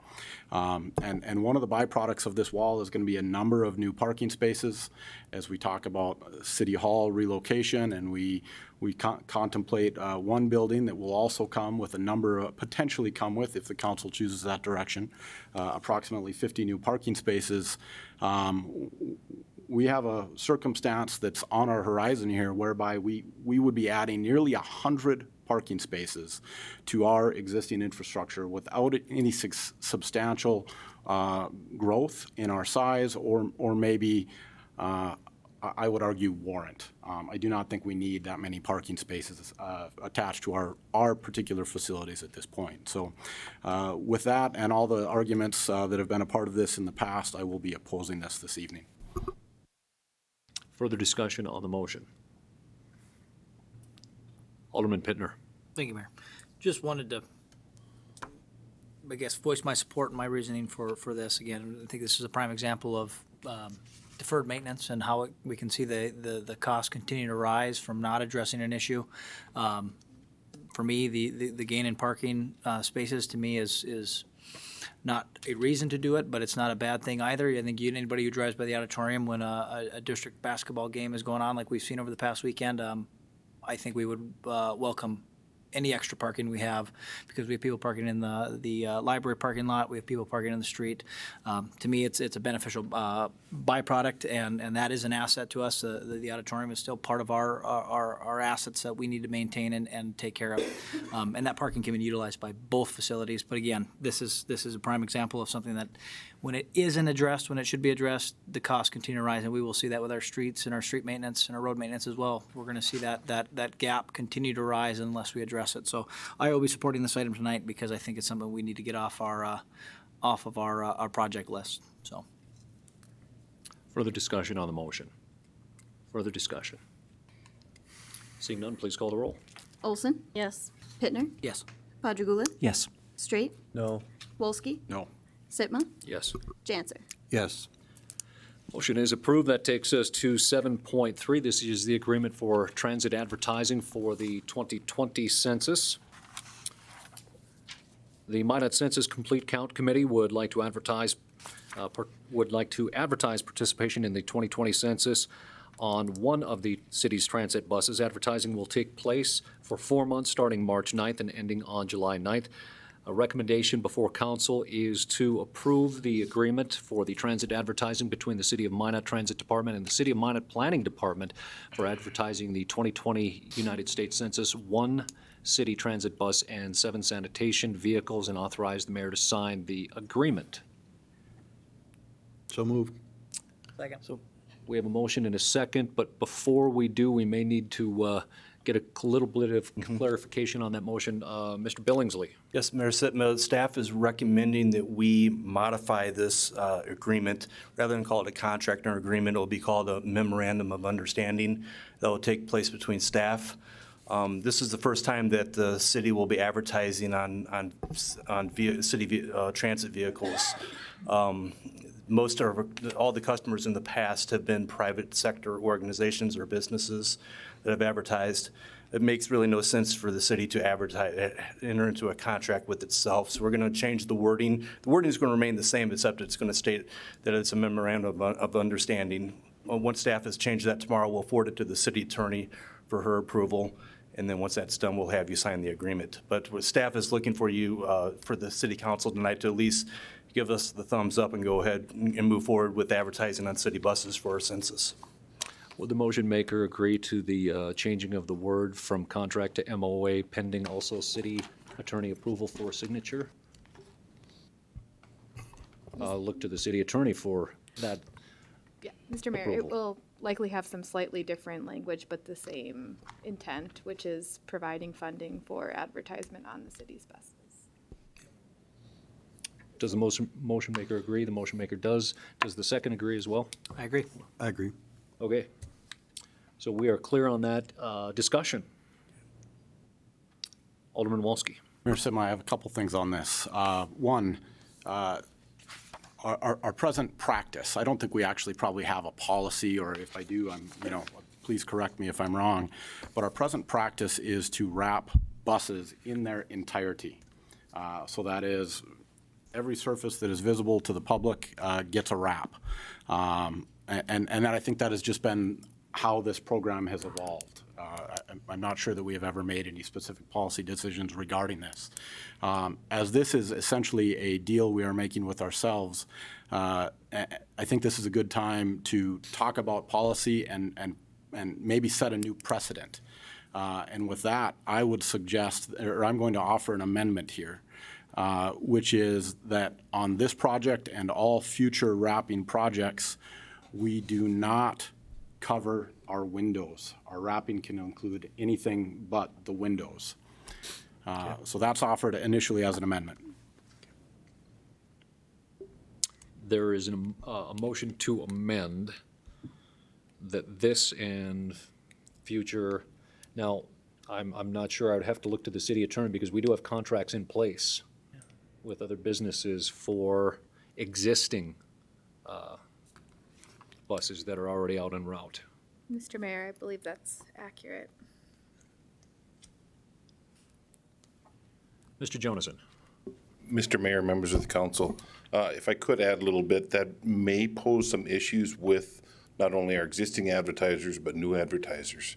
We do limit, so the driver's windows can't be obstructed, and the windows that are covered are, I guess you can see out them with perforations in them, but the size of the windows that are on the buses, if you limit so they can't be covered, then you're essentially taking away a large portion of the advertising capability on the bus. So it would be much less, desirable for us to be able to sell advertising on there, which has been a pretty good source of income for us. Mr. Jonason, is there any DOT concerns or any issues that this would conflict with by having those on the windows? Mr. Mayor, no. Like I said, the only concerns or safety is we don't allow the driver's side windows, so the driver can see out both sides to be covered in any of that. But anything behind him can be covered. Standard what all the different transit agencies around the state are doing. I guess it's similar. They're all covering the windows on it. Like I said, it just provides a bigger billboard for advertising. So if you take that window area out, you have limited space above and below to go on to. And we do offer options to advertisers other than full wraps, where if they want to just put a banner on the back or below the windows or something like that, but it's also at a reduced price for their advertising. Thank you, Mr. Jonason. We still don't have a second on this motion. However, I think the line of questioning is still in line with, I think, intent of perhaps the original motion. Alderman Padagula. I'll second and also ask Mr. Jonason a question if I could. Remind us about how much a bus brings us a year in terms of ad revenue. Mr. Mayor, Alderman Padagula, a full wrap, I believe, is $600 or $650 a month. So it brings us about $7,200 to $8,000 a year in advertising if it's fully wrapped. Times how many buses? I believe we currently have 4 buses wrapped now. Just a little background, we include that, I guess, advertising income in and use it over the course of the years so that we have the match money for new buses when we need them. Thanks. It's been a big benefit to us. Further questions for Mr. Jonason on the amendment? Further discussion on the amendment? Alderman Wolski. Mayor Sitma, I'll speak to basically why I've offered it here, and it would be my absolute understanding and assumption that the market may want to reconsider the rate they are paying for advertising on our buses. And I think that would be something that we would have to evaluate given that scenario in the future. So I appreciate Mr. Jonason bringing that possibility or that potential to our attention. As somebody who doesn't very often ride public transit, more often when I'm in other places, I like to be able to look out the window. And I feel like, yes, you can see out of these windows, but it diminishes the experience. I think it would also be helpful, and frankly, I want to see occasionally how many people are on the buses. And right now, that I am prevented from seeing that because of these wraps. So this is a change in the way we've been doing things. I appreciate that other places have made a point of offering these wraps over the entirety of their windows, but I'm not sure I see our role as being a billboard or a source of advertising. If there is an opportunity to do it that doesn't diminish some of these other pieces, then I'm willing to support it. But this is an area where I would prefer to the council set a policy. And it would be that we do not wrap windows. City Attorney.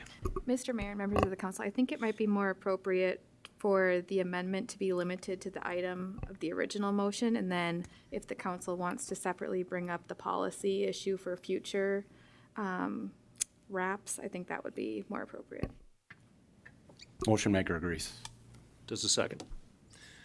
So we have an amendment to limit this specific item to not include windows. Any further discussion on the amendment to the motion? Further discussion? Seeing none, please call the roll. Wolski? Yes. Sitma? No. Janser? No. Olson? No. Hittner? No. Padragula? No. Straight? No. The motion, the amendment to the motion fails. We're back to the original motion. Discussion on the motion. Discussion on the motion. Please call the roll. Janser? Yes. Olson, Yes. Pittner, Yes. Padragula, Yes. Straight, Yes. Wolski, No. Sitma. Yes. Motion approved. 7.4 is a developer's agreement to Retriever Ridge subdivision 4516. This developer's agreement details the expectations and responsible parties relating to the development details of the Retriever Ridge subdivision. The 4-lot agricultural residential subdivision was approved by Planning Commission July 2019 and by City Council of August 2019. Recommended approval of the recommendation is for the approval of the Retriever Ridge subdivision developers agreement with Terry Davis and Ann Davis, and authorize the mayor to sign. So moved. Motion Second. by Alderman Olson for approval, second by Alderman Pittner. Discussion on the motion. Discussion on the motion. One question, couple questions here, Mr. Mayor. Yes, Alderman Wolski. I assume this is for our engineering department, but when we've got a system like this, I noticed in the developers agreement there was a requirement for storm sewer. When we have storm sewer out in a country section, what is it attached to? Are we simply building off of ditches, or? Mr. Meyer. Mr. Mayor and Alderman Wolski, in this regard, it would just be probably an approach culvert that would go underneath the road. I wouldn't envision any significant stormwater infrastructure like we'd have in town. But we still mention it in there because it's not in our jurisdiction, so someone has to maintain those pipes. So that's why we put that language in there. I appreciate you bringing that up, Lance. My follow-up is, in the future, when this infrastructure requires maintenance, replacement, extra care, the responsibility goes to the township, it comes back to us. Can you just provide a little clarity? Certainly, Mr. Mayor and Alderman Wolski be the township in this regard. If the township would refuse to take care of it, then generally it falls on the developer. Any further questions for our city engineer? Thank you, Lance. You're welcome. Further discussion on the motion? Any further discussion? Seeing none, please call the roll. Olson, Yes. Pittner, Yes. Padragula, Yes. Straight, Yes. Wolski, Yes. Sitma, Yes. Janser. Yes. Motion is approved. 7.5 is the approve eminent domain for 308 4th Avenue Northeast in vacant lot, and 306 4th Avenue Northeast and 400 4th Avenue Northeast, and 1107 6th Avenue Southwest and 1100 Edward Avenue Southwest in Minot. The properties listed are located in what is identified as buyout area number 4 in support of the HUD-approved CDBG NDR action plan. The city has carried out the due diligence with the owners of these properties and set forth in HUD's involuntary acquisition guidelines and the requirements under the Federal Uniform Relocation Act. Recommendation to City Council was to approve the resolution authorizing commencing eminent domain proceeding for 308 4th Avenue Northeast and vacant lot, 306 4th Avenue Northeast, 400 4th Avenue Northeast, how many times can I say that? Northeast, and 1107 6th Avenue Southwest, and 1100 Edward Avenue Southwest. Those addresses are listed on the screen if you didn't catch them. Is there a motion? So moved. Motion by Alderman Pittner. Is there a second? Second. Second by Alderman Olson. Discussion on the motion. Alderman Wolski.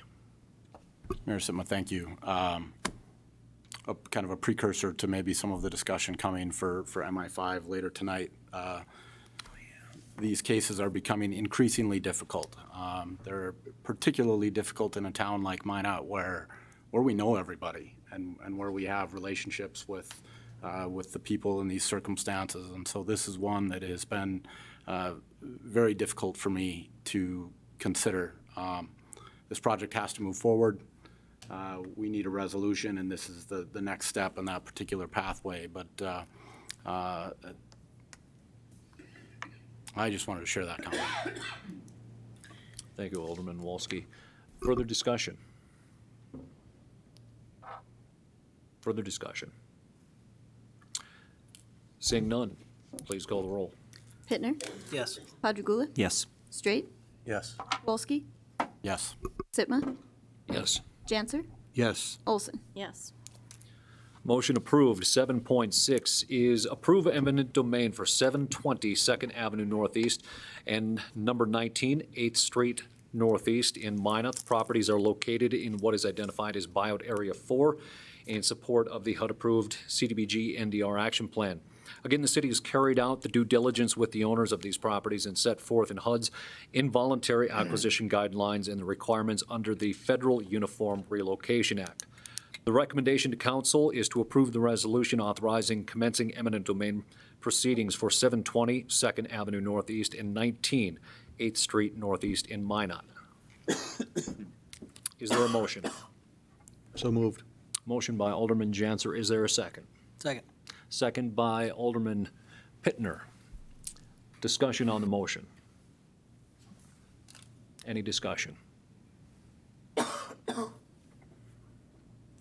Seeing none, please call the roll. Janser, Yes. Olson, Yes. Pittner, Yes. Padragula, Yes. Straight, Yes. Wolski, Yes. Pitma. Yes. Motion is approved. 7.7 is confirm the CDBG recapture and duplication of benefit policies. One of the requirements for all federal grants, including the HUD CDBG NDR and CDBG NDR grants, is that each grantee establish and adhere to a recapture policy and duplication of benefits policy involving recovery of funds which are determined through the ongoing internal audit and compliance review to be ineligible or overpayments to beneficiaries, contractors, subrecipients, anyone or entity receiving grant funds. During the course of staff reviews, it was found that these two policies to have no record of City Council approval. While these policies meet HUD requirements, including having been posted on the city website, there is not a clear written record of the reasoning and basis for the administratively establishment of these policies. Recommendation to City Council is to confirm the CDBG DR NDR recapture plan and duplications of benefits policies administratively established since 2013 but not previously approved by the City Council. Is there a motion? So moved. Motion by Alderman Janser to approve. Is there a second? Second by Alderman Olson. Discussion on the motion. Discussion on the motion. Seeing none, please call the roll. Janser, Yes. Olson, Yes. Pittner, Yes. Padragula, Yes. Straight, Yes. Wolski, Yes. Pitma. Yes. Motion is approved. 7.8 is a request for community-owned ice arena funds. The Minot Park District has requested funding from the community-owned ice arena maintenance fund in the amount of $270,000 to assist with repairs on one of the sheets of ice at Mesa Arena. Recommendation is that the City Council consider the request by the Minot Park District for funding the repairs to the facility at Mesa. Is there a motion? So moved. So moved. Motion by Alderman I'll second it. Motion by Alderman Straight, second by Alderman Pittner. I Need need, a motion to We- approve or not approve. we do need to have clarification. Is that a motion to approve the funds? Yes, Mr. Mayor. Agreed. Motion maker and second agrees. Thank you for that clarification. Discussion on the motion.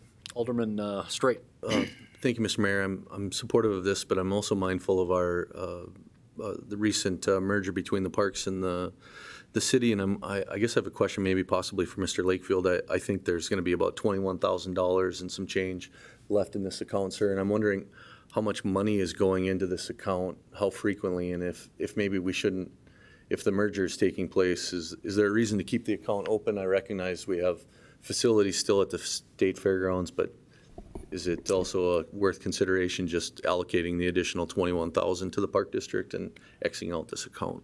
Thank you, Alderman Straight. I did anticipate that someone would be asking that question, as I'm sure Mr. Lakefield did as well. Good evening, Mr. Mayor. Mr. Lakefield. Alderman Straight, that has been a little bit of a common question the last couple of days, and I think the intent behind setting up this fund is so that there would be some money available to either the Mesa or the All Seasons Arena for these catastrophic, I guess for the lack of a better term, repairs that come up, because they tend to be very expensive. And the funding vehicle that has been used in the past has been sales tax dollars. I believe it was 2017 or 2018, we discontinued putting that money into the fund because it had a significant balance in there. It's something, obviously, the rest of the funds can sit there.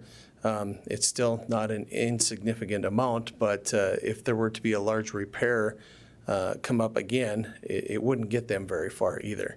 So that is something, the question of whether or not we are going to fund this in the future would be a question for this body when it comes budget time again. Thank you, Mr. Lakefield. Let's see, Alderman Pittner.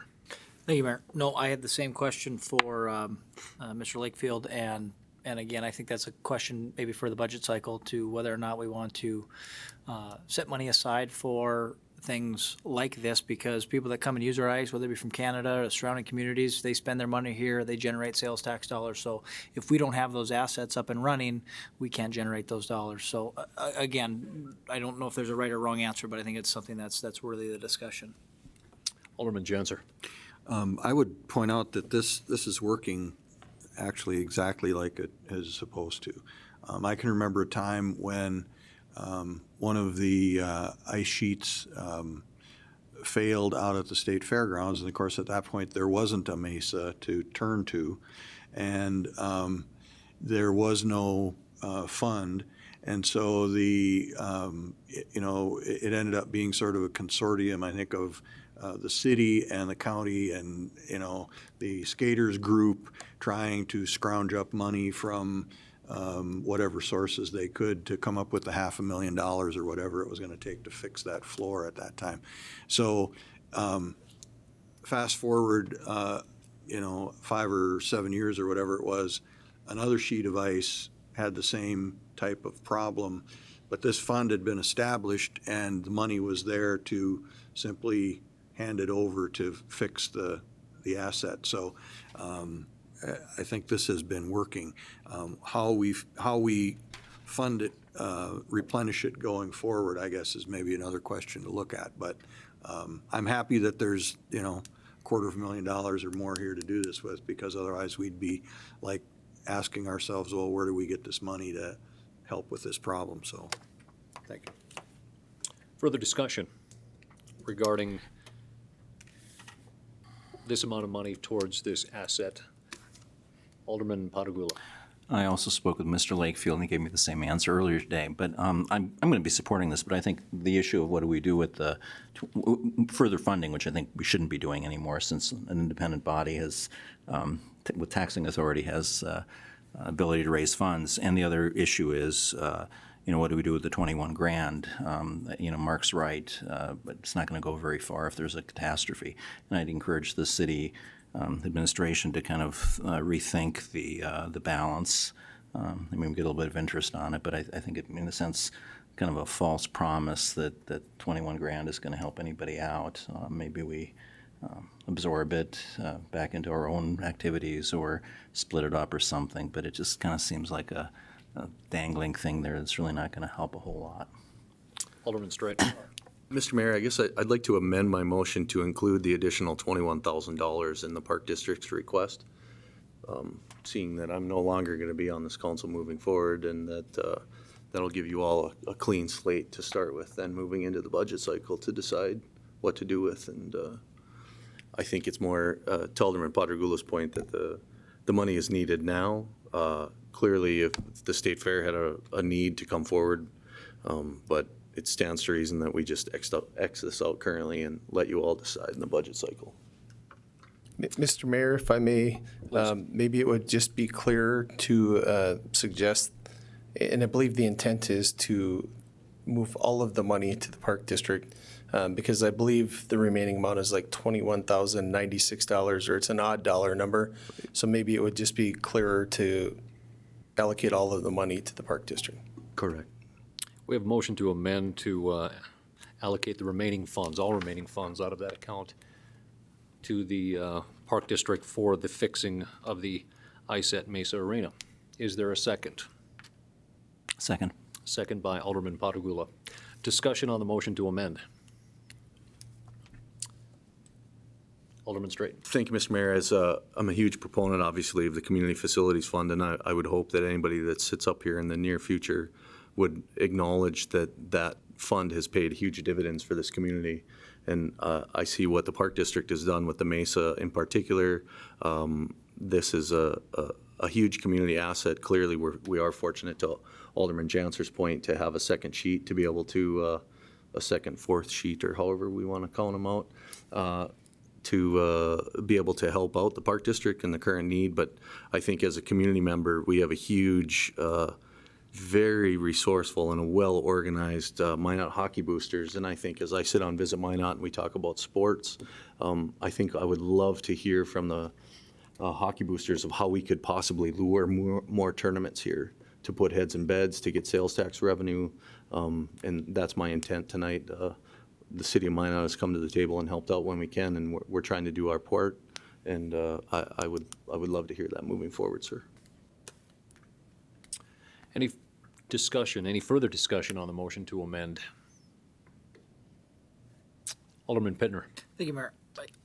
I appreciate the amendment, and I understand its intent. I don't know if I'd support it, because I'd like these dollars to be, maybe even be just in our coffers, just for the sake of our budget discussion, for it to be there and to make it prudent that we discuss those dollars, and maybe at that time there's an item that's brought forth on an agenda to move those dollars over. But I'd like them just maybe as a reminder, so that we're mindful of those dollars, and we ensure that we have that discussion.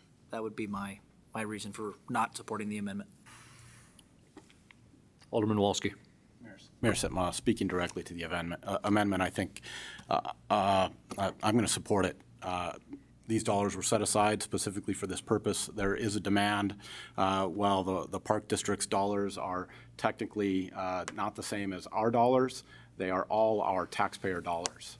And we're going to save the taxpayers $21,000 by allocating these that doesn't come from somewhere else. So I support the amendment, and I would fully support getting out of this account following this fact, following this action. And I'm not very likely going to not be a part of budget discussions this year, but with the merger of the parks and the rec, and some of the separations that are going on, making ice and supporting ice is not our role, and I don't think we should be muddying the waters any more than is absolutely necessary in our various political subdivisions.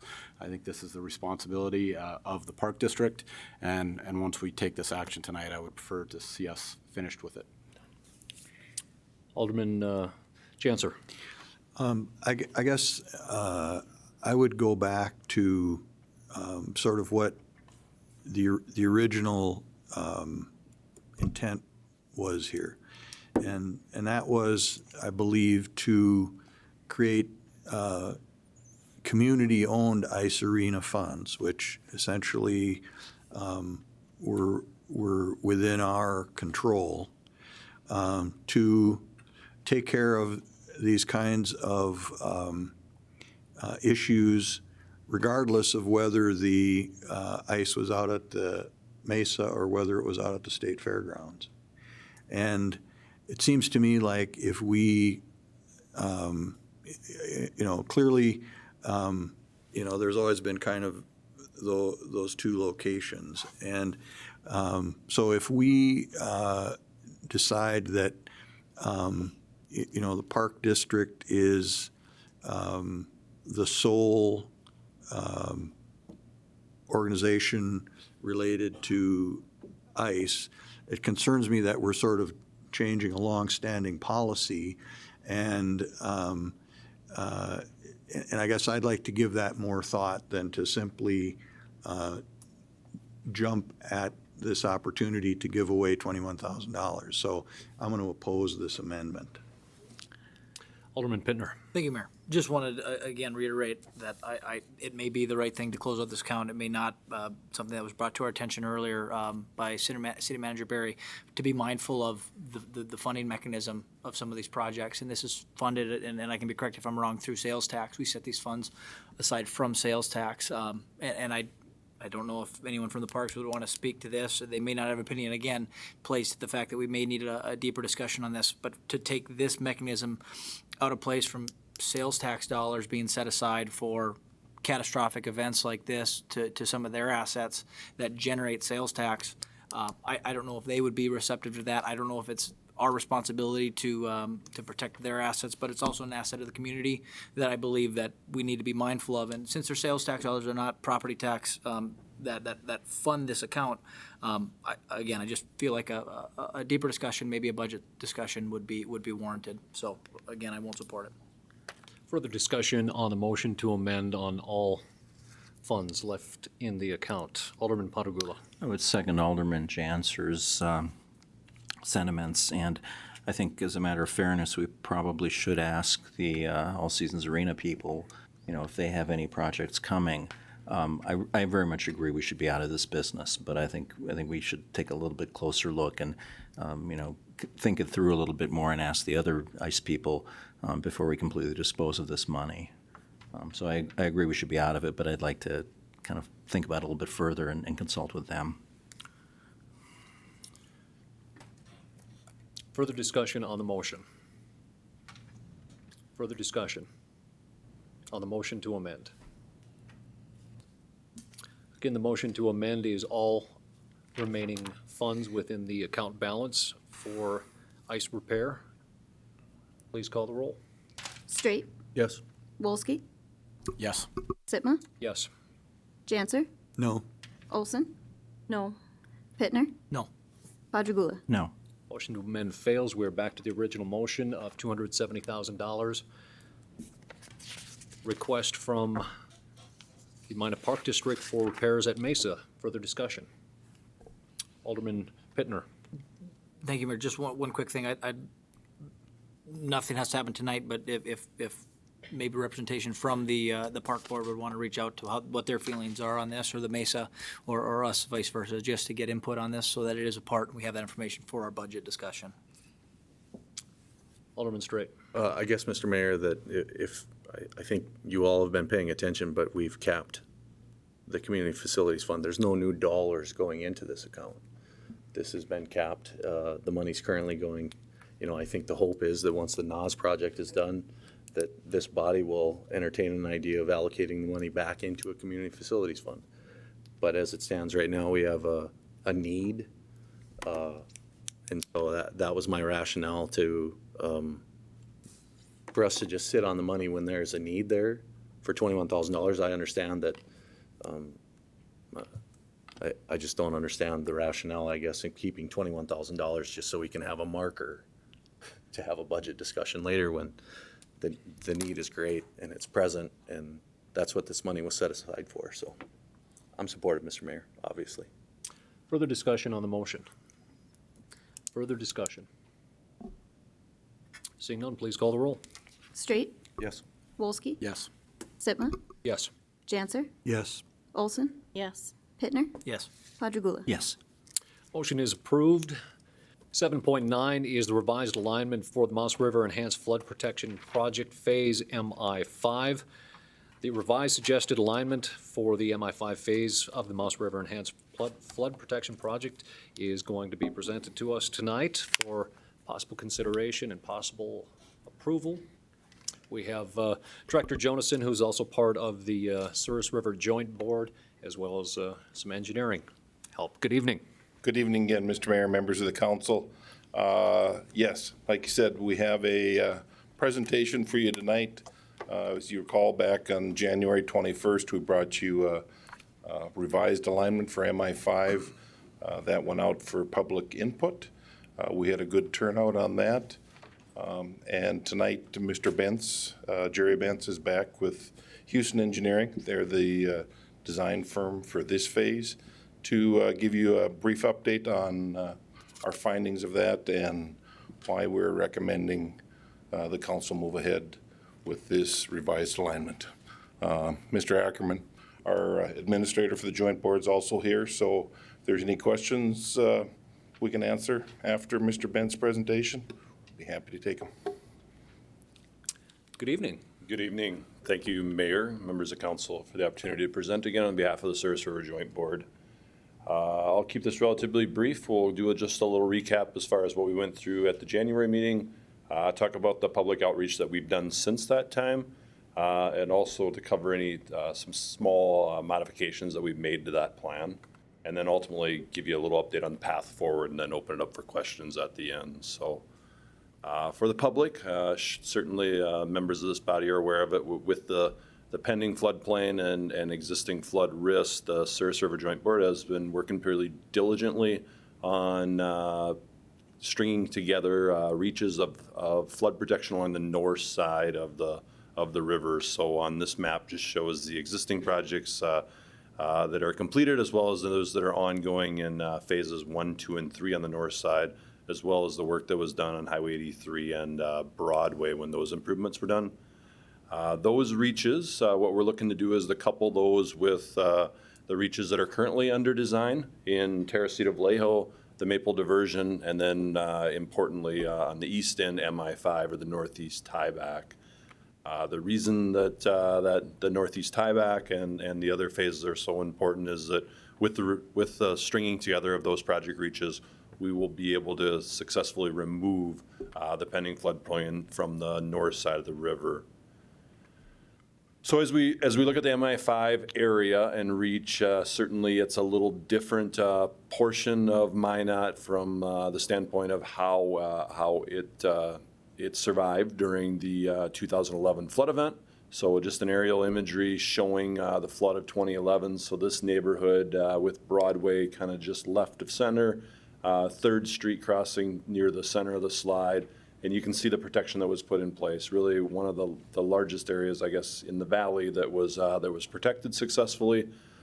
That was done through some pretty heroic measures of building earthen levees out along Railway Avenue, essentially out east of 13th Street to tie into the high ground on the east side of the community. So I show these because they were important as the Service River Joint Board started to look at options in this area. We looked at a wide variety of alignments.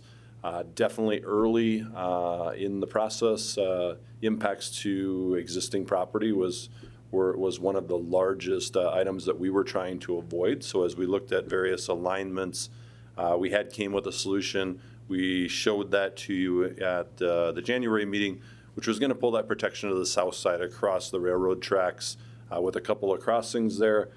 We subsequently ran into some permitting hurdles, and approval issues with BNSF, so we went back to the drawing board.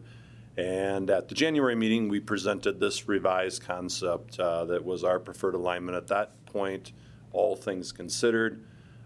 This alignment would keep the flood protection north of the railroad tracks or the railroad yard. It would essentially tie into the MI1 project that's currently being constructed, extend that flood wall out to the east along the north side of the rail yard, requiring us to relocate Railway Avenue to the north of where it is. Very similar to what was done or is ongoing between Broadway and 3rd Street. Then on the east end, as we get far enough out to the east, we would switch to a levee system out on the east end, just because with the impacts to properties that would be required from moving the protection to the north side, it gives us a little more room there without having to acquire more properties, and becomes a little more cost efficient by switching to a levee on the far east end versus a flood wall. So we talked about that plan on the north side. On the south side of the rail yard, in the area that the acquisitions are ongoing, that area would turn into essentially a floodway or a greenway space on the south side of the rail yard. As part of the project, in order to address pedestrian transversing through the area, we would upgrade the pedestrian underpass under the railroad bridge on the Mouse River. And ultimately, I guess we're proposing to remove the pedestrian overpass that exists on the railroad that you can see on the picture in the upper right. Unfortunately, the downside, and definitely something we were trying to avoid in those early options, was that this option, as compared to others, does require additional home acquisitions on the north side of the rail yard that we were initially trying to avoid. All in, we're expecting that to be about 15 residential properties and 7 businesses on the north side. And we presented back in January an estimated total project cost of about $75 million. So after doing the public meeting in January with this body, we held a public outreach meeting with members of the community. In early February, I think we had real good attendance there. Approximately 100 people attended. We had an open house early in the session, followed by a presentation, and then again opened it up afterwards. A lot of good communication with area residents. We did at that point require that any comments be provided in writing. We did, following the meeting, get 9 comments. I believe that those were included in your packet for this evening. In addition to that public meeting, we did several follow-up individual one-on-one meetings with residents that had contacted our public relations staff. We went out in the field, met with them, heard their concerns, and ultimately made some minor adjustments, and I'll show you those on the next 2 slides. So the map here shows what was presented to this body in January and also what was presented to the public at the February 10th meeting. As far as alignment comments, we really had alignment comments essentially in 2 areas. One was on the far east end of the proposed project. You can see the property that's right on the far right of the screen on the outside of the levee protection. The property owner there asked about potential to sort of move the alignment and be a little further away from his property to reduce impacts. And if I flip back and forth here, what you'll see is what was presented at the public meeting end of this body. We actually were proposing to start the roadways a little further to the east to keep the levee to the east. With the properties that are with the same number of acquisitions, we're actually able to pull that roadways back to the west a little further and provide that owner with some additional space there that I think they felt is very beneficial. On the left side of the page, there too, we had a property owner that just had some concerns about how the alley was going to be reconstructed and the intersection between the alley going to the north and the roadway coming in from the south there through what currently is the Souris River Design property. Again, we were able to, and I'll flip back and forth, so on the left side of the screen, you can see the changes. They're relatively minor changes, no additional acquisitions as a result of them, but I think we can address some of the residents' concerns a little better with those adjustments. So with that, this is the current alignment that we're bringing forward. I put up the same path forward slide that we talked about back in January. So at that time, we came to you as a informational meeting. We did the public outreach. Ultimately, I guess we're back here tonight requesting from this body to approve the protection being on the north side of the BNSF railroad line and to forward that recommendation to the Souris River Joint Board. Assuming that happens, we would take this up as well with the Joint Board at their meeting on Thursday, and assuming that they adopt alignment at that point, we would move from the conceptual design into the actual full-blown 60-90% design with the idea that we get to construction as early as probably 2021. So with that, I will pause and certainly take any questions. Thank you. I appreciate all of the hard work that went into that, as well as the public input meeting where you, the SRJB, and staff were available for public input. I certainly understand it was not an easy meeting to present this information. Just a quick question before I open it up here. As far as if this is not approved, what kind of delay would we be looking at in terms of not only MI5, but essentially that 65%, if you could ballpark? Mr. Mayor, I'm not sure that I have a great answer for you on that. If we don't move to the north side alignment, we really fall back into the plan that we had developed previously that crossed the tracks at the 2 locations with BN. We're really at a stalemate with them on that plan. They're not accepting of it. They did offer an alternative plan that I showed at the January meeting that would have resulted in considerable raise to the rail lines, as well as replacement of the 3rd Street Bridge and their bridge. That was a considerably more expensive project. I'm going from memory, but I think that was about $129 million versus the estimated $75 million. So from a timeline standpoint, I don't know that I have a real good answer because those decisions are outside of our control. Tremendous amount more time and even more money. That's what I was looking for. Thank you. Further questions?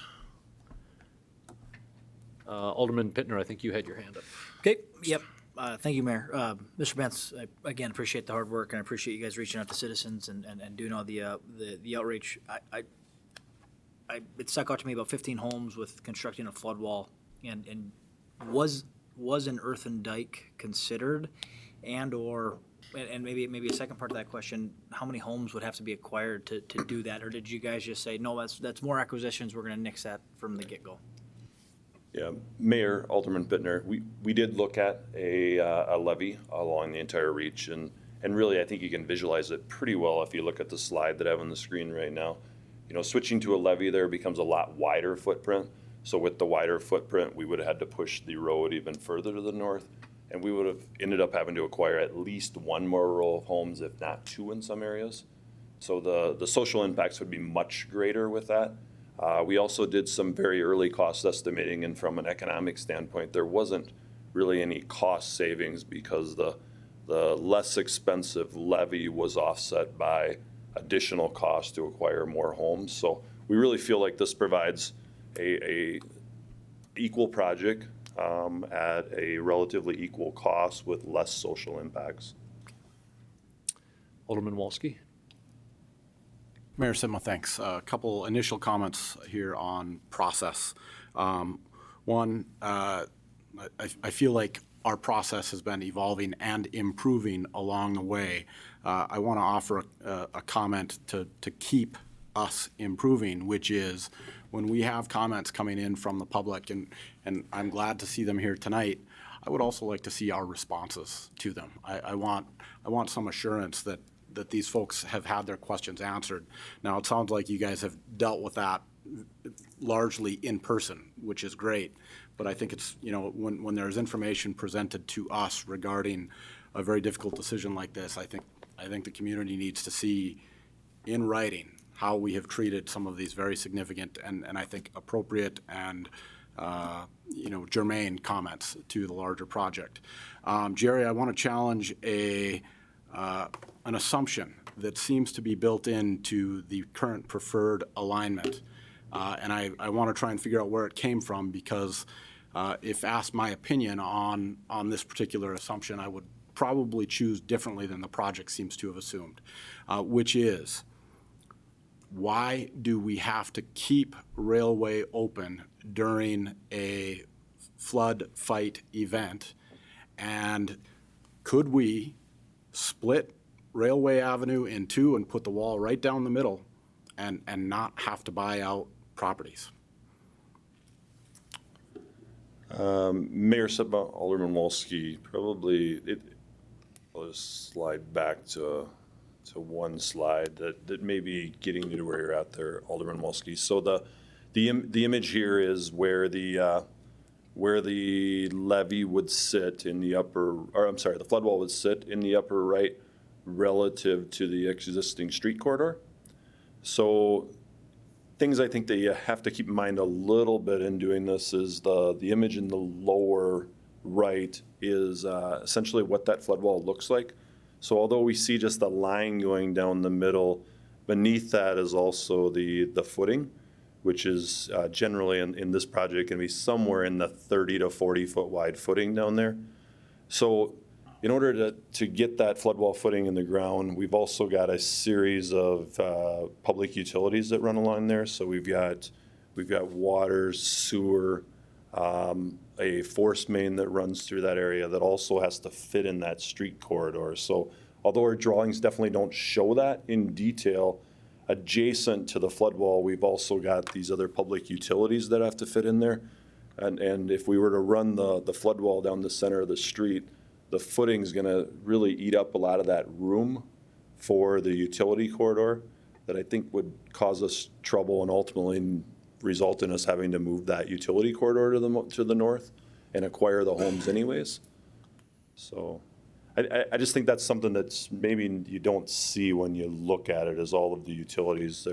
Through some of the stretch there's up to four 4 different utilities running under the street through there, because we have water, sanitary, sewer, storm sewer, and we have also got the Valley Force Main that leads out to the lagoons running through this corridor. So there's lots of things underground that people don't see.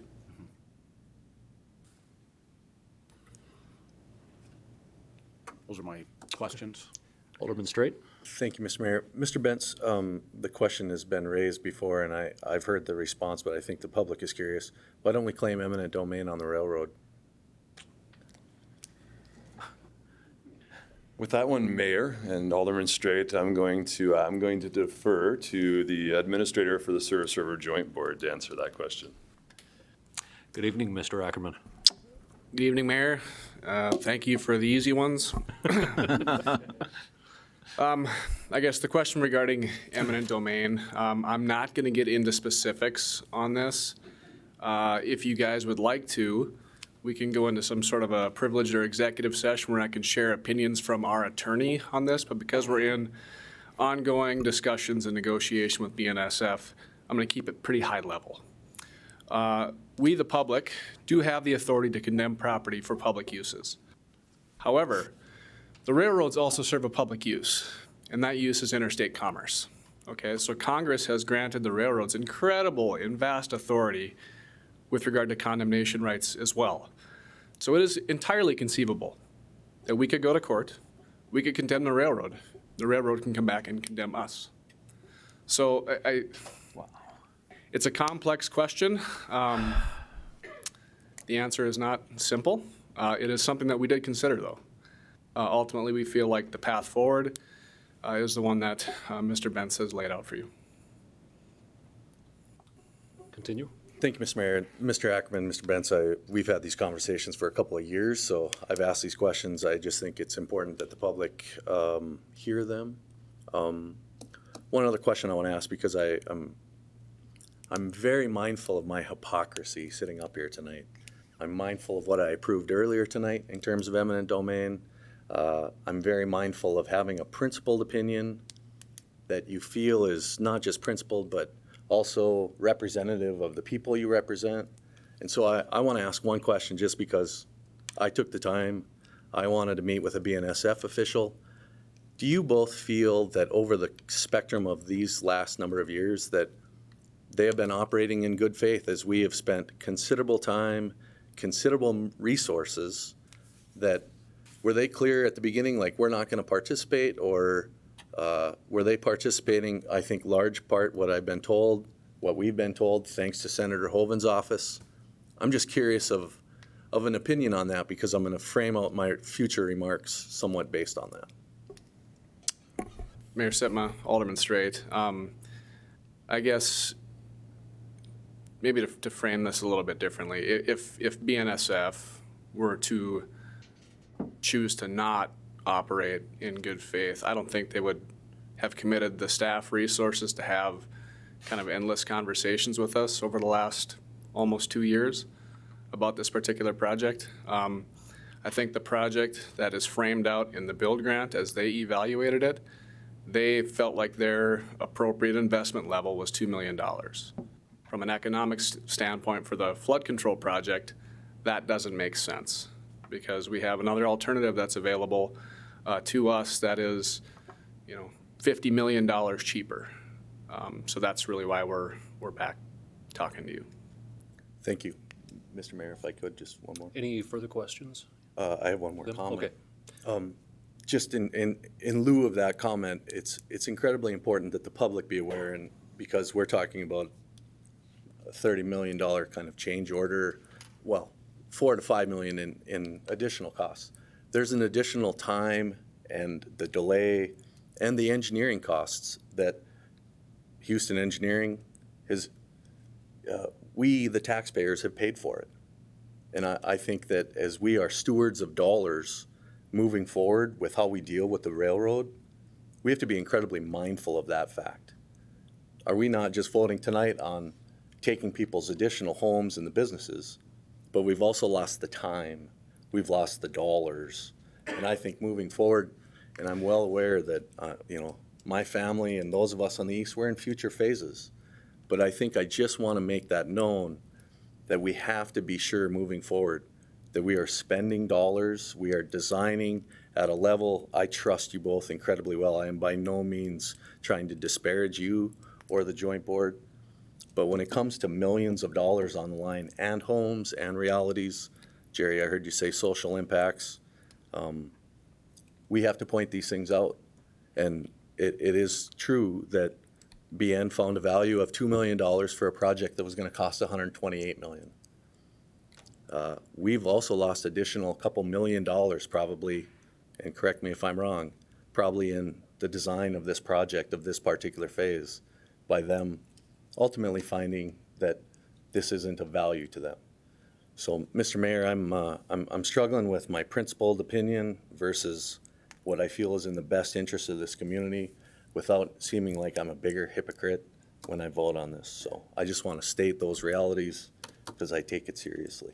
So, Any further questions for Mr. Bentz?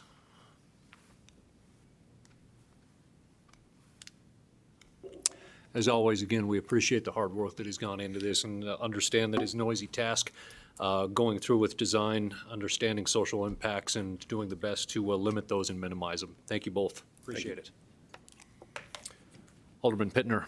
Thank you, Mayor. I appreciate all the comments. I appreciate all the hard work, but I also want to be mindful that when we talk about the road, we're talking about an entity that maybe the city of Minot is not here unless the railroad exists. I mean, they've been a huge driver in our economy. This is a community partner that we may have to work with on future projects going forward. And I remember Alderman Straight has expressed that he's met with BN officials in Minneapolis before, and they were aware of some of the comments that were made. And so they are mindful. They are watching. That is their asset, the railroad. Those are their lines. They put a value on how it benefits them, and I have, as much as I don't like the answer, I don't mind it. That's their right as an entity. That's their asset. I'm not going to tell someone how to run their business. I'm not going to be mad that they feel that they'll be fine in a flood event. That's their choice. Maybe they'll think differently if it happens again, but I just don't want, and I can appreciate Alderman Straight's frustrations. I can, but as hopeful as we may have been that they would have contributed more, they didn't. So again, I take a little bit of a different look at it, that it's unfortunate, but this is the hand that we're dealt, and this is how we have to move going forward. I don't want to sit up there and bash someone that's provided a lot to our community and to our economy locally. I was provided actually a pretty good upbringing from my father working on the railroad, and my brother works on the railroad. So by no means am I a cheerleader or a critic. I want us to be mindful that these are community partners that we sit up here and bash, that again, we may have to sit across from the table on a future endeavor, and I don't want to burn any bridges with community partners. So again, I don't like the answer, but I understand it, and it's not a fun reality. It's not a great reality, but that's the value they put on it, benefiting them as an entity, and I accept that. And I hope to work with the railroad in future endeavors, whether it be on this project or another. But again, I don't feel it's in the best interest of this community to sit up here and criticize so heavily an entity that's been a huge asset to this community in the past. But I appreciate and I respect the feelings of fellow aldermen. One small correction, it's rather than could, it's will. We do have to work with them on some other bridge crossings as well as other projects. So further discussion before or if there is a motion. Alderman Janser. I guess I would move that we accept the revised alignment or approve the revised alignment as presented. We have a motion to approve the MI5 phase consideration. Second. Second by Alderman Olson. Discussion on the motion. Alderman Wolski. Mayor Sema, thank you. Kind of a continuation of some of the discussion previously, but with regards to the railroad, Alderman Pittner used the hand that we're dealt metaphor. I had also written down sort of the same card playing metaphor, and I do not blame BNSF for their position. We all play the hand that we are dealt, and in this particular arena, we are kind of the local government David to the interstate commerce Goliath. I mean, this is just the reality of our circumstance, and they have every right to exercise their position and use the system as it exists the way they see best fit for their organization. My hope is that in working through this process and this design and future designs, we can continue to stay at the table and have a partnership. And my hope is, and frankly on this motion tonight, I'm not prepared to support it because I would like to see our design team take one more crack at keeping that flood wall in the place of the existing Railway Avenue and potentially limiting access to Railway Avenue during a flood event. I think there's possibly, I would like one more crack at exploring an easement on the south side of Railway Avenue to potentially accommodate some of that underground footprint. That would certainly be a construction disruption for the railroad, but as I see that area, I think there is a construction disruption, but operationally after the fact, I'm not sure that it's a real significant thing to have a flood wall with a footing that's underneath tracks and the larger main portion of the wall essentially on what would be the south edge of Railway Avenue. These are questions of tens of feet. There's a lot of nuance in my hope. And I understand that when it finally comes down to it, there may be no alternative but what's in front of us tonight. But I want one more look at this, at the alignment of Railway Avenue, at alignments that allow us to put a wall in the middle of that road and slow down traffic and just keep the cars right where they're at and put a flood wall potentially in the middle or potentially on the south side of that. So that's my comments on the particular alignment. And I'm going to stop right there. I have some other comments that I am going to prepare for the Spruce River Joint Board, but I think I'm going to leave them offline for now. Further discussion on the motion to accept and adopt the MI5 realignment. Alderman Straight. Thank you, Mr. Mayor. I guess I have to say, as I attended the Roosevelt meeting, and I mean, no disrespect to Mr. Bentz or to Otney, Mr. Mayor, I think you and I in particular, we've attended at least 4 or 5 buyout meetings maybe in the last number of years. And I think we need to allow the public a chance to vent at those meetings and not just take written comment. That's moving forward, sir. I would hope that you would keep that in mind. The second point to Alderman Pittner's point, I agree. I've never once refuted. I recognize the power of the railroad, but when we are elected to represent the people of this community and the financial decisions, I think what we have seen, and there's growing animosity, I think, in this country when you have entities and people that have extreme wealth that can do what they want. And I think our role in some respects is to stand up for people that can't necessarily stand up for themselves. And to Alderman Walski's point earlier tonight, at that meeting, I just, yeah, it's the worst part of this job. So I'll shut up, Mr. Mayor, because I can't talk anymore.